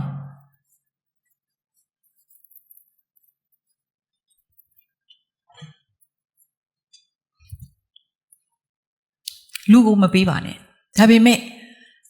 ဟုတ်တယ်နှုတ်ကပတ်တော်မှာရှိတယ်ဆယ်ဘိုးတစ်ဖို့ဟာလေဝိသားတွေစားဖို့ဖြစ်တယ်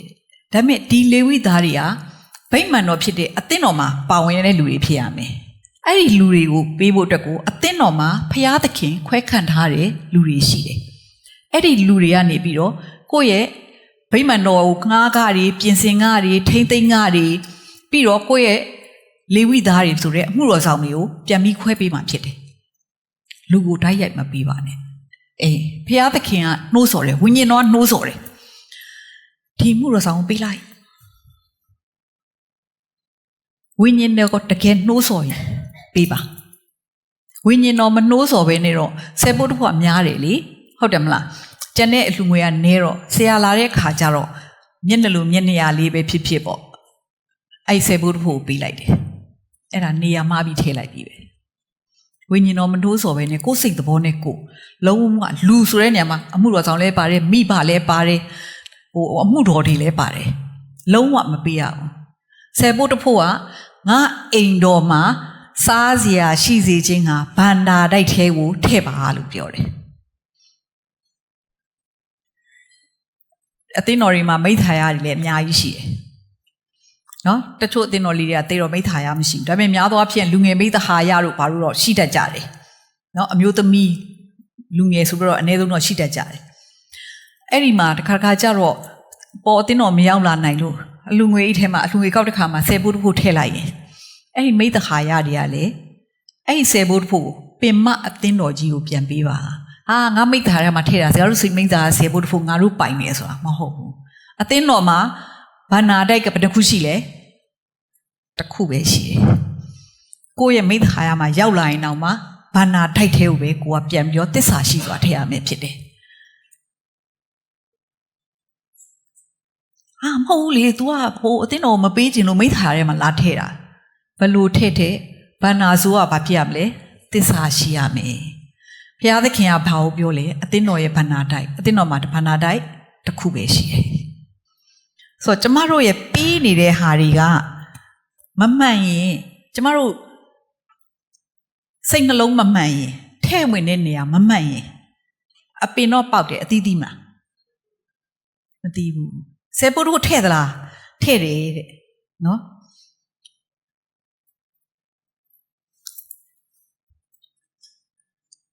ဒီနေရာမှာကိုယ့်သဘောနဲ့ကို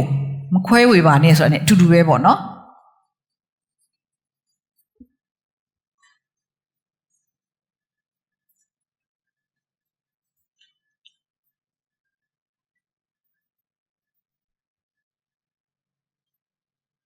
ကိုယ့်သဘောနဲ့ကိုဆယ်ဘိုးတစ်ဖို့ဘာနာတိုက်တော့အတူတူပဲလေဒီဘက်အတင်းတော်ကိုတဝက်ဒီဘက်အတင်းတော်ကိုတဝက်ကျွန်မပြောမယ်အလွန်ကောင်းသောဖျားပေးထားတဲ့မျိုးစေ့ တပိုင်းပိုင်းပြီးတော့စိုက်လိုက်ရင်အပင်ပေါက်မလားဟမ်ဟုတ်ဘူးပေးရင်တစ်လုံးတစ်ခဲတဲ့ပေးရမှာဖြစ်တယ်အပိုင်းပိုင်းလုပ်ပြီးမပေးရဘူးကျမဗမာပြည်မှာရှိတော့အသင်းတော်မှာညီမတယောက်ကတတိခဏသူကဘာလုပ်လဲဆိုတော့သူ့ရဲ့ဆယ်ဖို့တစ်ဖို့ကိုတစ်ပတ်မှာတစ်လမှာ၄ပတ်ရှိရင်၄ပုံခွဲတယ်ပြီးရင်တစ်ပတ်မှာတစ်ပုံနောက်တစ်ပတ်ကျရင်တစ်ပုံနောက်တစ်ပတ်ကျရင်တစ်ပုံသူကဆယ်ဖို့တစ်ဖို့ထည့်တယ်တစ်လလည်းပြည့်ရောဆယ်ဖို့တစ်ဖို့အကုန်လုံးတင်းတော်တွေရောက်သွားတယ်ဒါသူတက်သိခံလို့ကျမအသိတာအဲ့ဒါမှန်လားမမှန်ဘူးဖခင်ဘလို့လုပ်ပြီးအပင်ပေါက်တော့မှာလဲမပေါက်ဘူးလေဖခင်ပြောပြီးသား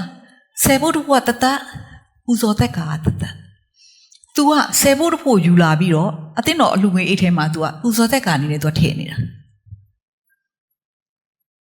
မမှန်ဘူးဆယ်ဖို့တစ်ဖို့ဆိုတာတစ်လုံးတစ်ခဲတည်းပေးရတယ်ဟိုဘက်ဒီဘက်မခွဲခြားရအောင်ဟုတ်ပြီနော်ဆိုတော့တချို့ကလည်းဘာပြောတယ်လဲဆိုတော့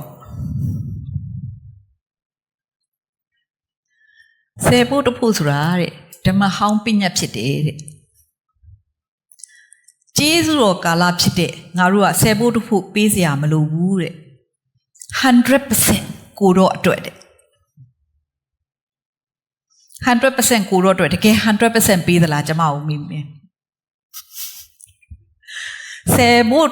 ဘုံမှာမပေးတဲ့လူကများ 100% လို့ပြောတယ်ဆိုတော့ကိုညာနေတာပဲအဲ့ဒါအဲ့တော့သခင်ယေရှုဘာပြောလဲကျမတို့ကြည့်အောင်နော်မဿဲအခန်းကြီး9အငယ်19 18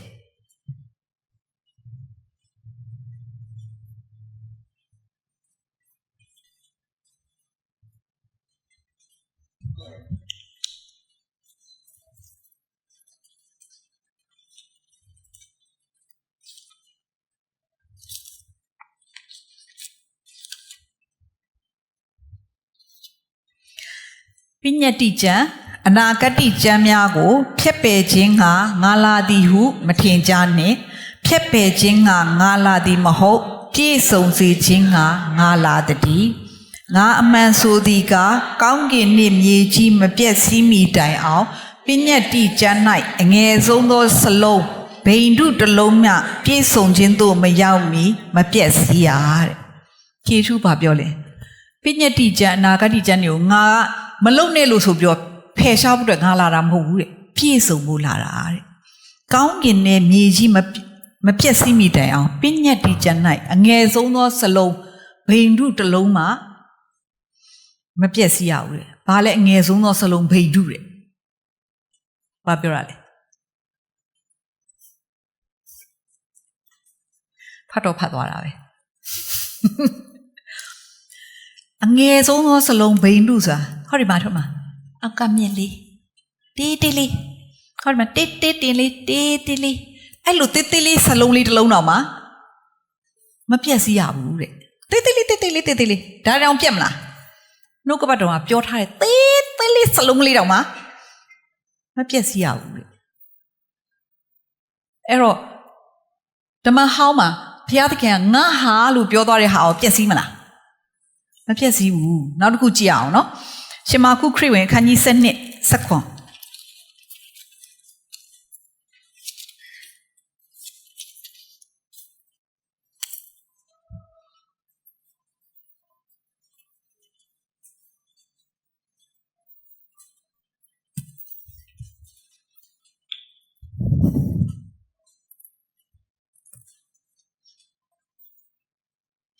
ယေရှုကလည်းကဲတာဘယင်ဤဥစ္စာကိုကဲတာဘယင်အားဆက်ပေးကြလော့ဖျားသခင်ဤဥစ္စာကိုကဖျားသခင်အားဆက်ပေးကြလော့ဟုမိန့်တော်မူသည်ကိုသူတို့သည်အံ့ဩခြင်းရှိကြ၏တဲ့ကဲကြည့်လေဖျားသခင်နဲ့ဆိုင်တဲ့အရာကိုဖျားသခင်ကိုပေးပါတဲ့အဲ့တော့ဖျားသခင်ကငါဥစ္စာလို့ပြောထားတဲ့ဆယ်ဖို့တစ်ဖို့ကိုကျမတို့ကမပေးရနေလို့ရလားမရဘူးဖျားသခင်နဲ့ဆိုင်သောအရာကိုဖျားသခင်ကိုပေးသခင်ယေရှုကိုယ်တိုင်ပြောခဲ့တာ ဆိုတော့ကျေးဇူးတော်တရားအောက်မှာရှိလို့ငါတို့ဆယ်ဖို့တစ်ဖို့ပေးစရာမလိုဘူးဆိုတဲ့စကားမှန်လား 100% ကိုတော့အတွက်ဆိုတာရောတကယ်ရော 100% ဟုတ်သလားနော်ကောရိန္သုဩဝါဒစာပထမစာဆောင်အခန်းကြီး16အငယ်1တိကော16နှစ်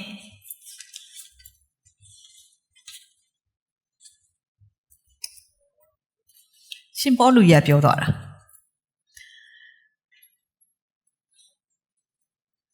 ငါရောက်လာသောအခါလှူဒန်း၍စုထားစရာမရှိစေခြင်းငါတဲ့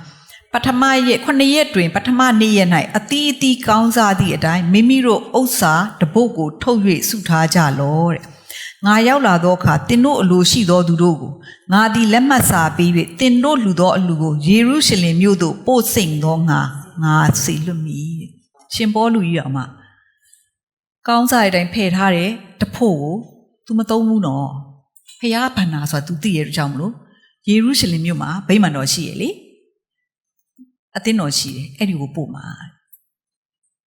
အဲ့တော့အမှုတော်ဆောင်တွေလည်းသတိထားပါလို့ကို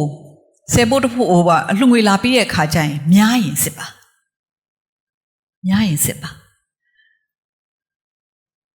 ဒါပါလေ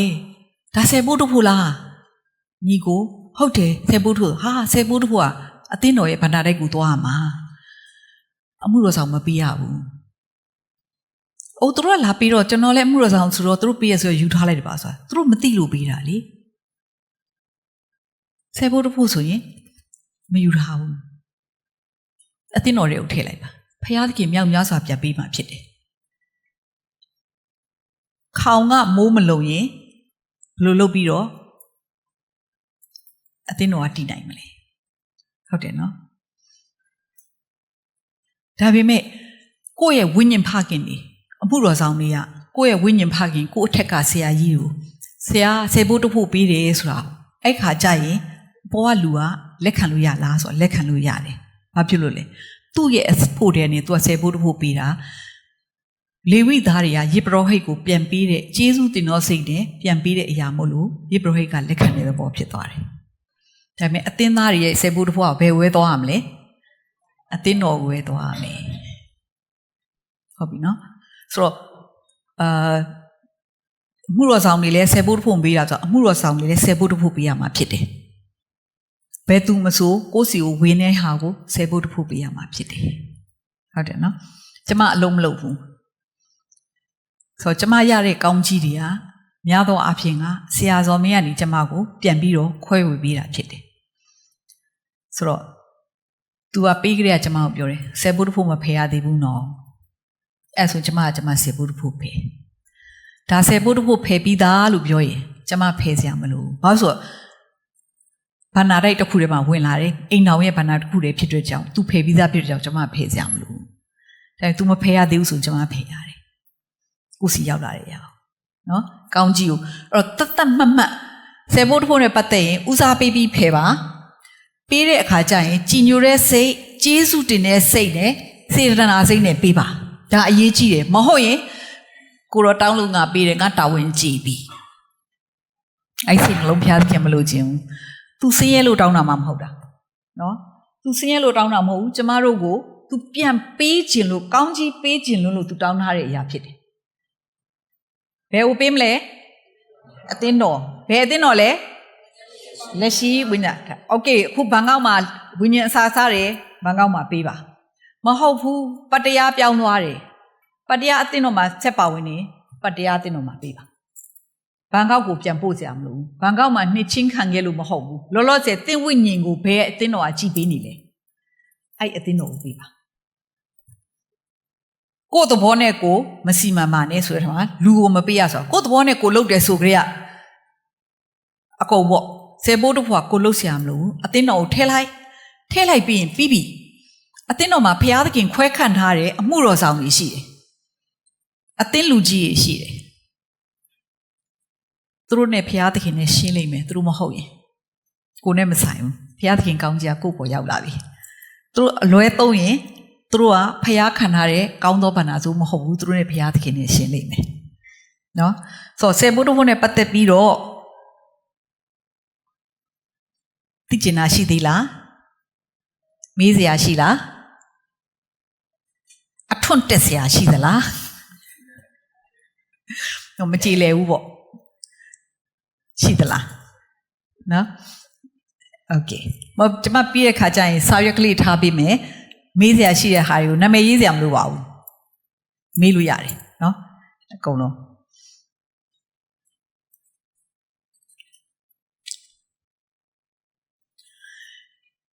ဖျားသခင်ကပိုင်ရှင်ဖြစ်တဲ့ခါကျဟဲ့ဆယ်ဖို့ဖို့မဟုတ်မင်းတို့ငါ့ကို90ပေးရမယ်ဆိုပြီးတော့ဘယ်လိုလုပ်မလဲပေးရမှာပေါ့ဒါပေမဲ့ဖျားသခင်ကနော်လောက်ချစ်ဖို့ကောင်းလေတပုံလေးပဲတောင်းတယ်ဒါပေမဲ့အဲ့တပုံလေးကိုကျမတို့မပေးချင်ဘူးဒါပေမဲ့ဘုရားသခင်ကဘာဆက်ပြောလဲကျမတို့ကြည့်အောင်10ပုံမှာ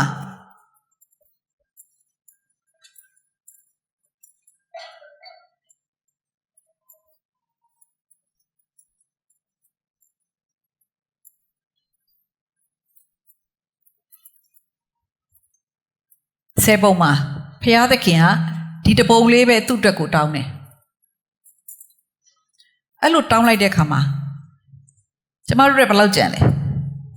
6ပုံကြံတယ်ကဲအဲ့6ပုံကဘုရားသခင်ဘာလုပ်မလဲလို့ကြည့်အောင်မာလခိပြန်သွားမယ်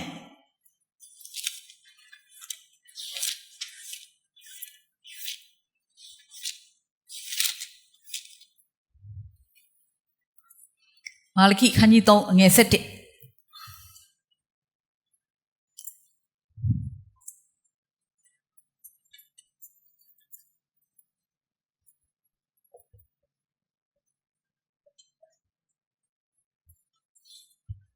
ဖတ်မယ်နော်ကိုက်စားတတ်သောအကောင်ကိုတင်တို့အတွက်ငါဆုံးမ၍တင်တို့၏မြေအသီးနှံကိုမဖျက်ဆီးရတင်တို့၏စပြည့်ဥယျာဉ်သည်တီးမတီးပဲမနေရဟုကောင်းကင်ဘိုးချေအရှင်ထာဝရဘုရားမိန့်တော်မူ၏တဲ့ကြည်စမ်းကိုက်စားတတ်သောအကောင်ဆိုတဲ့စာဒမာနရဲ့ဖျက်ဆီးခြင်းခိုးယူခြင်း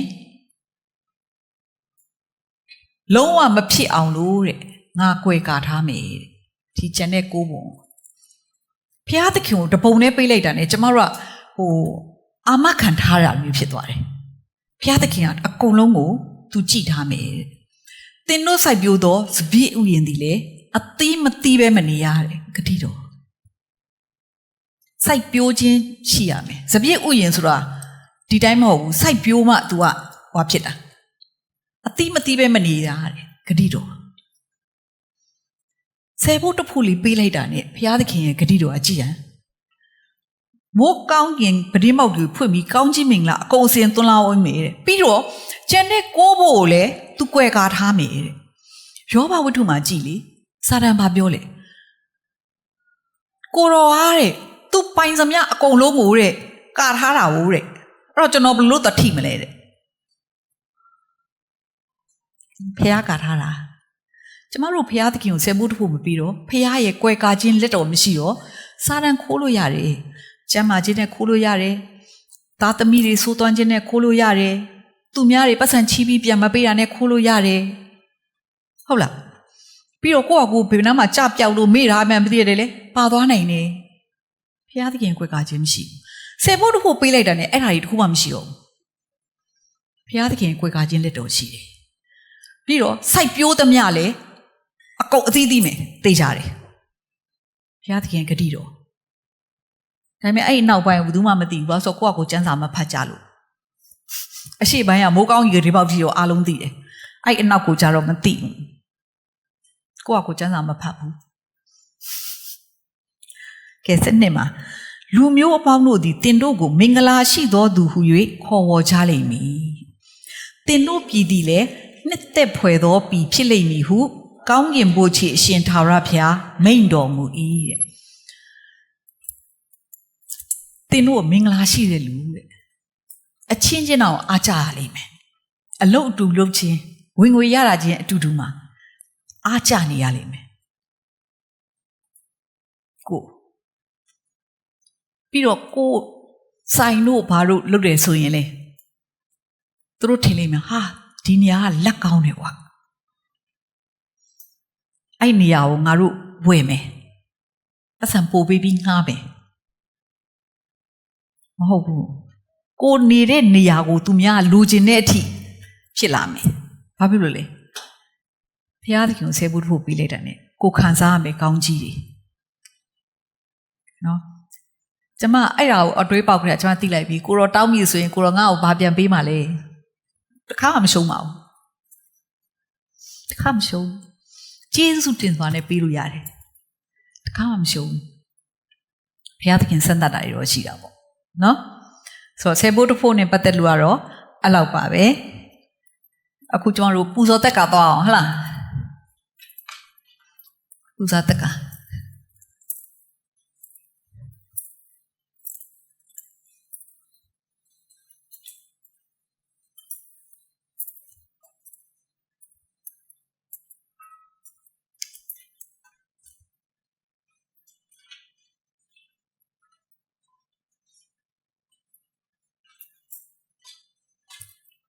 ကဲအဲ့ပူဇော်တက်ကဆိုအခုကျမတို့ဘယ်တိုင်းပြောနေမယ်ဆိုတော့အလှတော်ငွေပေါ့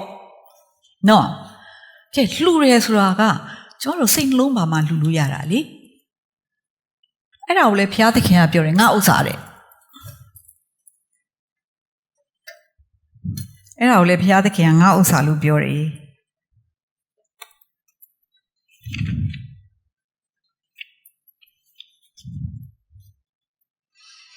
တခေါက်ဆရာတော်မင်းကကျမကိုဒီကပ်လီတရားဟောဆရာကြီးနာမည်ကြီးတော့နာမည်ကြီးပဲကျမလည်းနာမည်မမှတ်မိဘူးအဲ့တရားဟောဆရာကြီးကသူတက်တိခနဲ့သူတရားဟောရချိန်မှာတက်တိခနဲ့ဟာလေးကိုကျမတို့ကဖွင့်ပြတယ်။ဘာပြောလဲဆိုတော့သူကအရန်လူမဲတရားဟောဆရာနာမည်ကြီးလာတဲ့အခါကျတော့ဆွာဇီလန်ဆိုတဲ့နိုင်ငံဆွစ်ဇာလန်မဟုတ်ဘူးနော်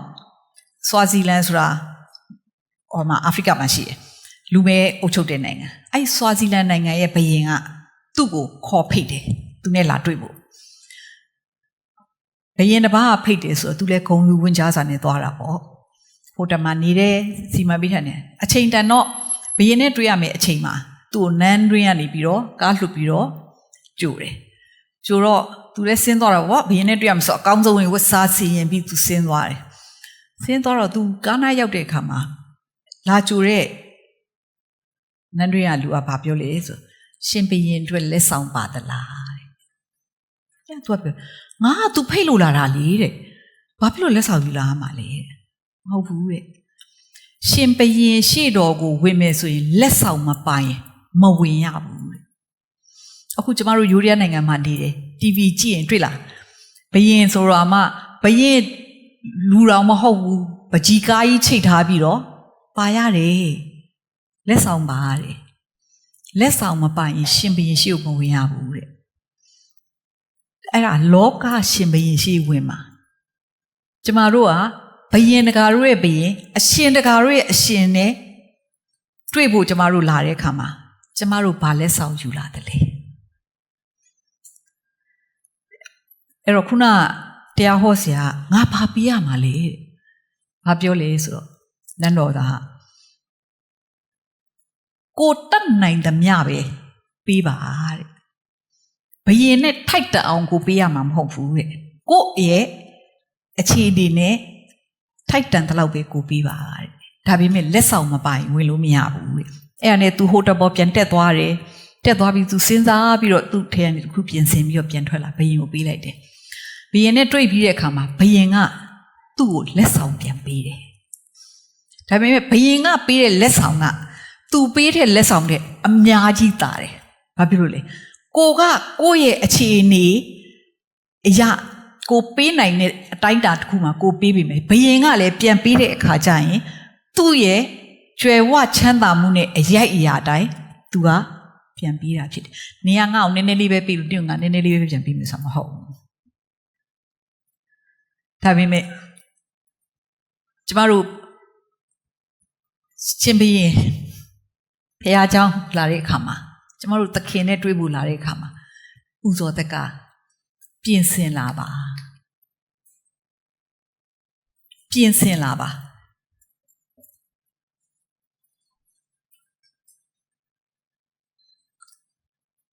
လက်ပလာနဲ့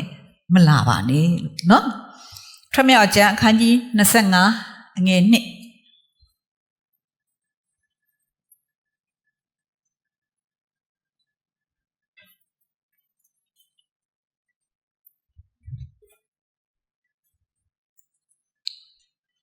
ငါအားလက်ဆောင်ပနာကိုဆောင်ခဲ့ရမယ့်အကြောင်းစင့်ဆိုလောတဲ့ကြီးညိုသောစေတနာစိတ်တဲ့ငါအားလှူသမျှသောသူတို့၌သင်သည်အလှူကိုခံရမယ်ကြီးညိုသောစေတနာစိတ်အရေးကြီးရနော်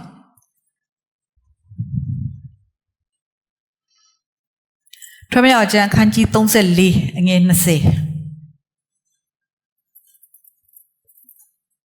အနောက်အောက်နားလေးမှာဒုတိယအပိုက်ကလေးမှာငါထံသို့အဘယ်သူများလက်ချီမပေါ်မလာရဘုရားသခင်ပြောတယ်ငါစီကိုလာရင်လက်ပလာနဲ့ဘယ်သူမှမလာရဘူးတဲ့တရားဟောကျမ်းအခန်းကြီး16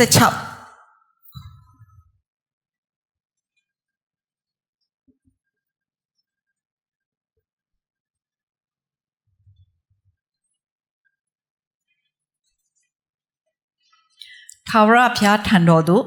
အဘယ်သူများလက်ချီမပေါ်မလာရသင်၏ဘုရားသခင်ထာဝရဘုရားကောင်းကြီးပေးတော်မူသဖြင့်လူအသီးအသီးတို့သည်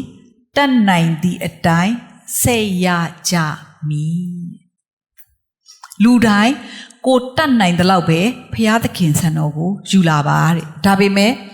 အဘယ်သူများလက်ချီမပေါ်မလာရတဲ့ဘုရားသခင်အိမ်တော်လာရင်ပြင်ဆင်လာပါကျမတို့အသင်းတော်မှာဆိုရင်ကြော်ညာတဲ့အခါမှာအရင်တော့အမြဲတမ်းကြော်ညာရတယ်7-11စာရွက်တွေပါမထည့်ပါနဲ့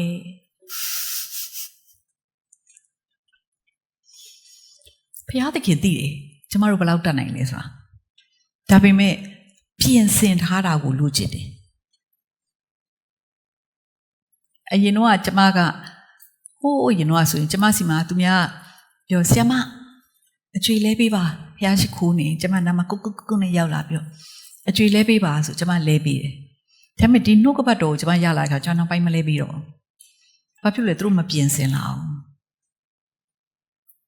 ကျမမလဲပေးတော့ဘာလုပ်လဲသိလားအချင်းချင်းချီးတယ်ဘာလို့ဆိုကိုယ့်ထင်မှရှိရဟာမပေးနိုင်ဘူးလေအရွက်ကကြီးနေတော့မပေးနိုင်ဟဲ့နင်ငါ့ကိုဒီလောက်ချီနော်ငါဖျားเจ้าစီရင်နဲ့ငါပြန်ပေးမယ်လဲပြီးတော့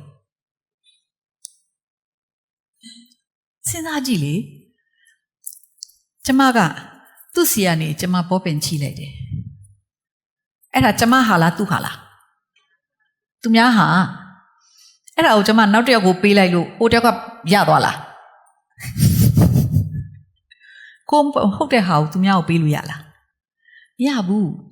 သူများစီကပတ်စံချီပြီးဖျားသခင်ကိုပူဇော်စကားဆိုပြီးပေးလိုက်ရင်ဘယ်သူပတ်စံလဲအဲ့ဒါသူများပတ်စံကိုပတ်စံမဟုတ်ဘူးအဲ့တော့ဖျားသခင်ကကောင်းကြီးပြီးတော့ဘယ်သူပေးမှာလဲကို့ကြော်သားပြီးဟိုရောက်သွားလိမ့်မယ်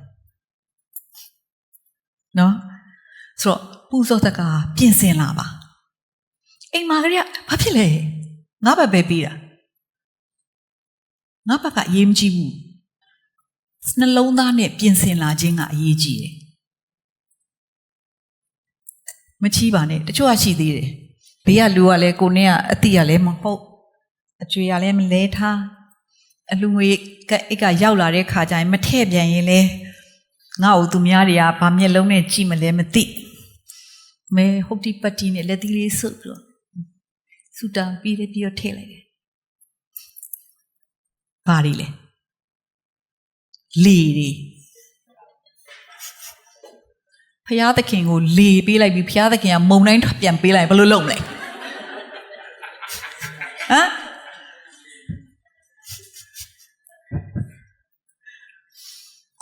ကိုနဲ့တော့ကြိုက်နေလားဟမ်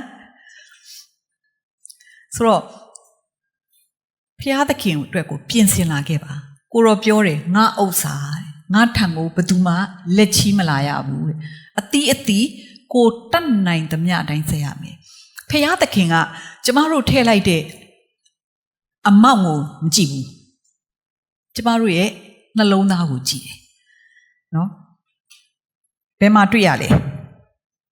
ရှင်မာကုခရစ်ဝင်အခန်းကြီး7ငယ်41yani 44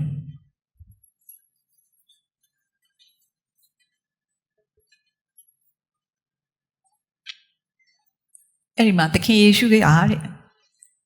ဗန္နာတိုက်ရှိမှရက်နေတဲ့ခါမှာတဲ့တထေးတယောက်ကတဲ့သူ့ရဲ့ဥစ္စာတွေကိုဗန္နာတိုက်ထဲကိုသွင်းနေတွေ့ရတယ်တဲ့ဘာမှမပြောဘူးတဲ့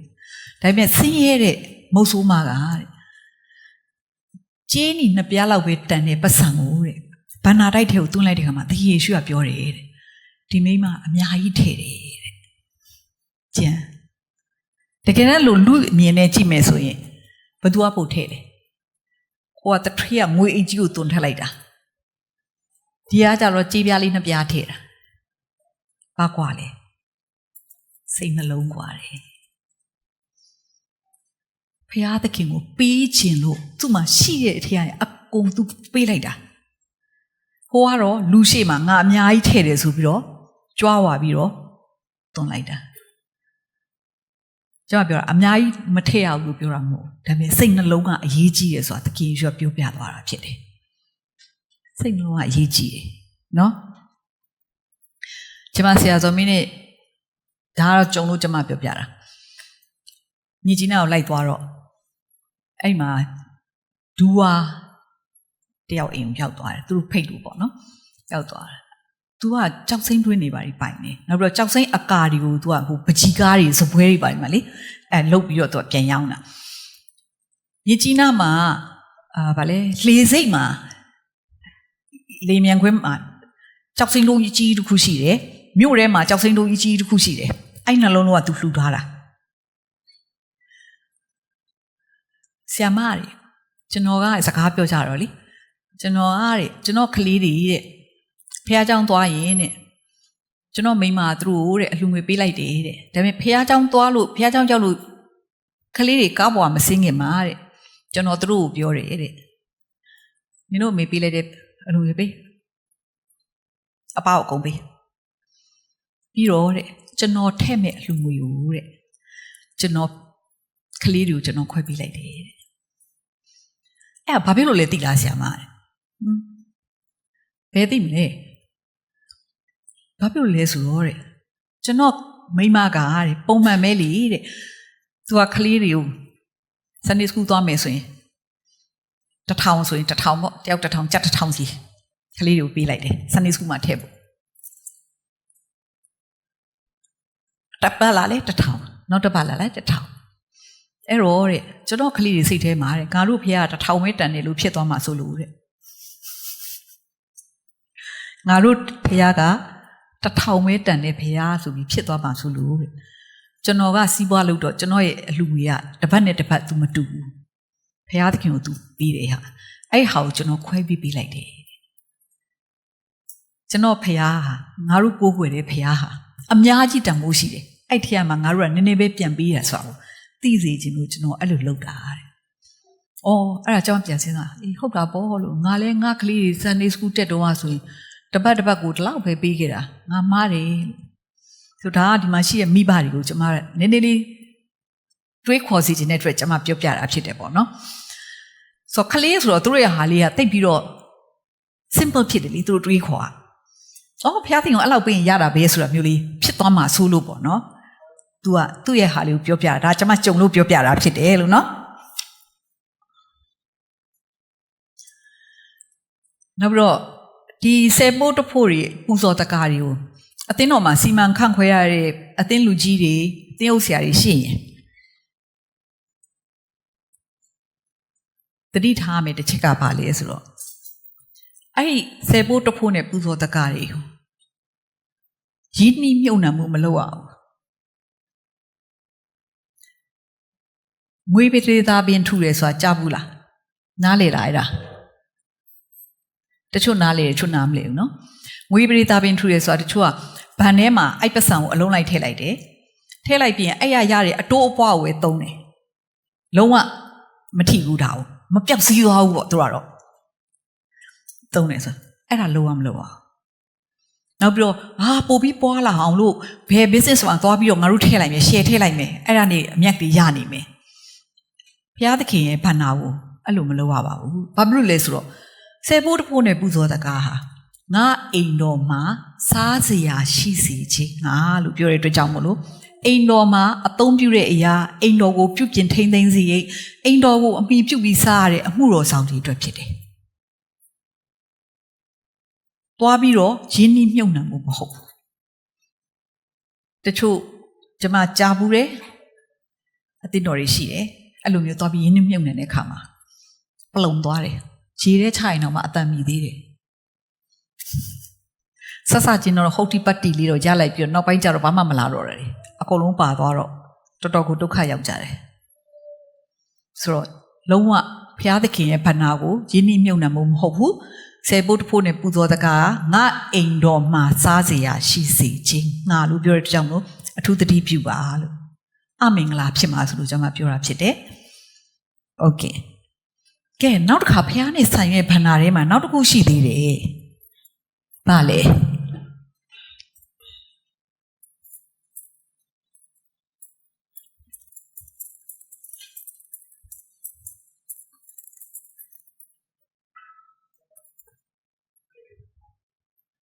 အဲ့ဒီခုလေးပြီးပြီ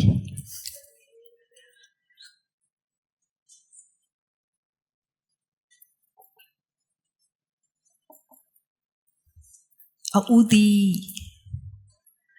တုတ်တန်အခန်းကြီး3ငယ်30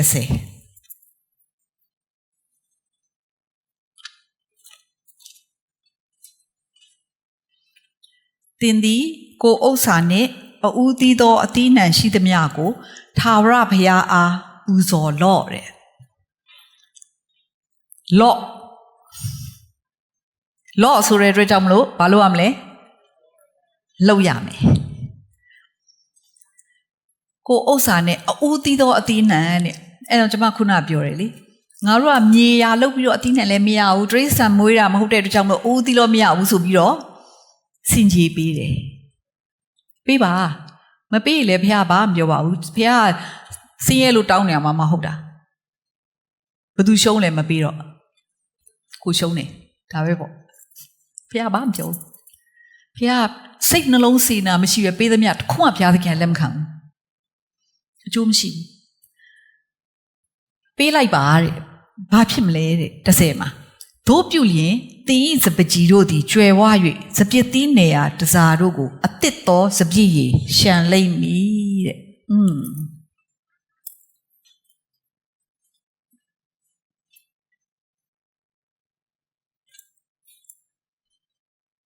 ကျန်ဂတိတော့နောက်ကလိုက်လာတယ်တို့ပြုလျင်တဲ့ပေးလိုက်ရင်ဘာဖြစ်မလဲတဲ့စပကြီးကျွယ်ဝမယ်တဲ့ထောက်သုံးရင်တော့မှပြန်ပြည့်နေမယ်အမြဲတမ်းပြည့်နေမယ်ပြီးတော့စပြည့်သီးနေရာတစားမှာအတစ်သောစပြည့်ရည်တခါမှရလာမဲ့ဒါကလေးကိုစောင့်ပြီးတော့ပွားနေစရာမလိုဘူးအတစ်သောစပြည့်ရည်ရှံမယ်တဲ့ကြည်ဘုရားသခင်ရဲ့ဂတိတော်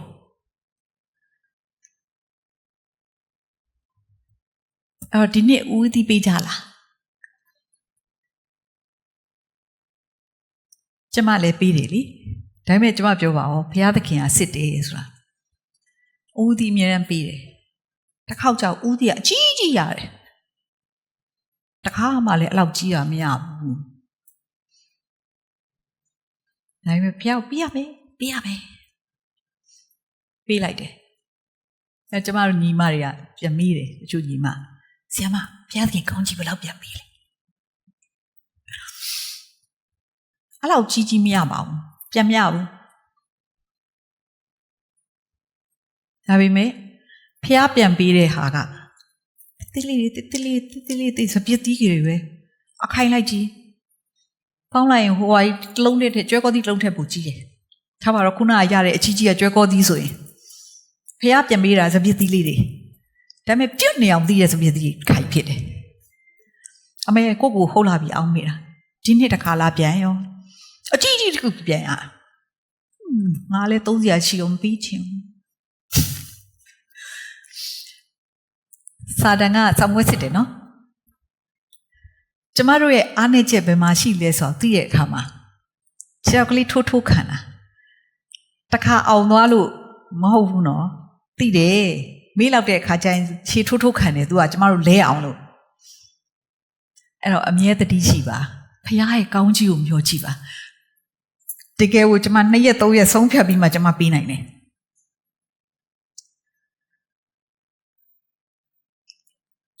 အတိအကြီးလွန်အားကြီးတဲ့အခါကျလောဘလူရဲ့လောဘဒါပေမဲ့ဖခင်သခင်ရဲ့ဂတိတော်နဲ့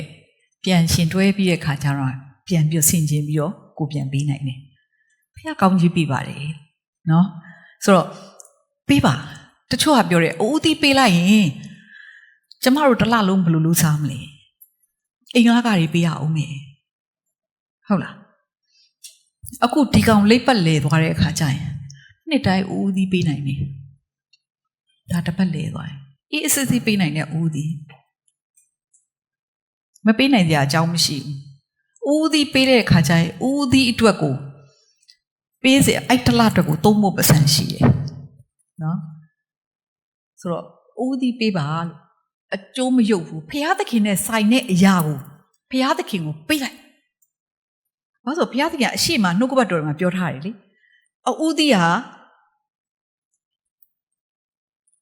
ငါနဲ့ဆိုင်နေထွတ်မြောက်အကျမ်းတော်ဆိုရင်အမြဲတမ်းရေးတယ်လေနော်တီဤမြေ၌ဦးသီးသောတီးနှံကောင်းဆုံးကိုဖခင်သခင်ရဲ့အိမ်တော်တွေကိုဆောင်သွင်းရမယ်အဲ့တော့ဦးသီးကြတော့ဘလို့ပေးမလဲတဲ့ဦးသီးကြတော့ तू ကအိမ်တော်တွေကိုဆောင်ခဲ့လို့ရတယ်ဒါမှမဟုတ်ရင်အမှုတော်ဆောင်နေပေးလို့ရတယ်ဆယ်ဖို့တဖို့ဖျားသခင်နဲ့ဆိုင်နေလူပေးလို့မရအောင်ဦးသီးအမှုတော်ဆောင်ပေးလို့ရတယ်ယေဘရဟိတ်ကိုပေးလို့ရတယ်အမှုတော်ဆောင်ပေါ့နော်လေဝိသားစားလို့ရတယ်ဦးသီးကဒါမှမဟုတ်ပဲအိမ်တော်တွေကိုသွင်းလာပြီးဦးသီးအနေနဲ့ပေးလို့ရတယ်ဦးသီးကလူကိုပေးလို့ရတယ်ဒါပေမဲ့အမှုတော်ဆောင်ဖြစ်ရမယ်အဲ့တခုလေးပဲ꿰တယ်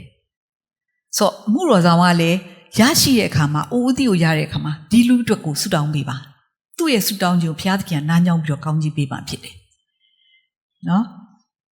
ဆိုတော့ဘုရားသခင်ရဲ့ဆိုင်တော်ဘာနာကအဲ့ဒီမှာပဲပြီးသွားပါပြီလို့အခုကျွန်မ break လေးနည်းနည်းပေးမယ်10 မိနစ်17 နာရီ15ကိုပြန်ပြီးတော့စုရအောင်လို့နော်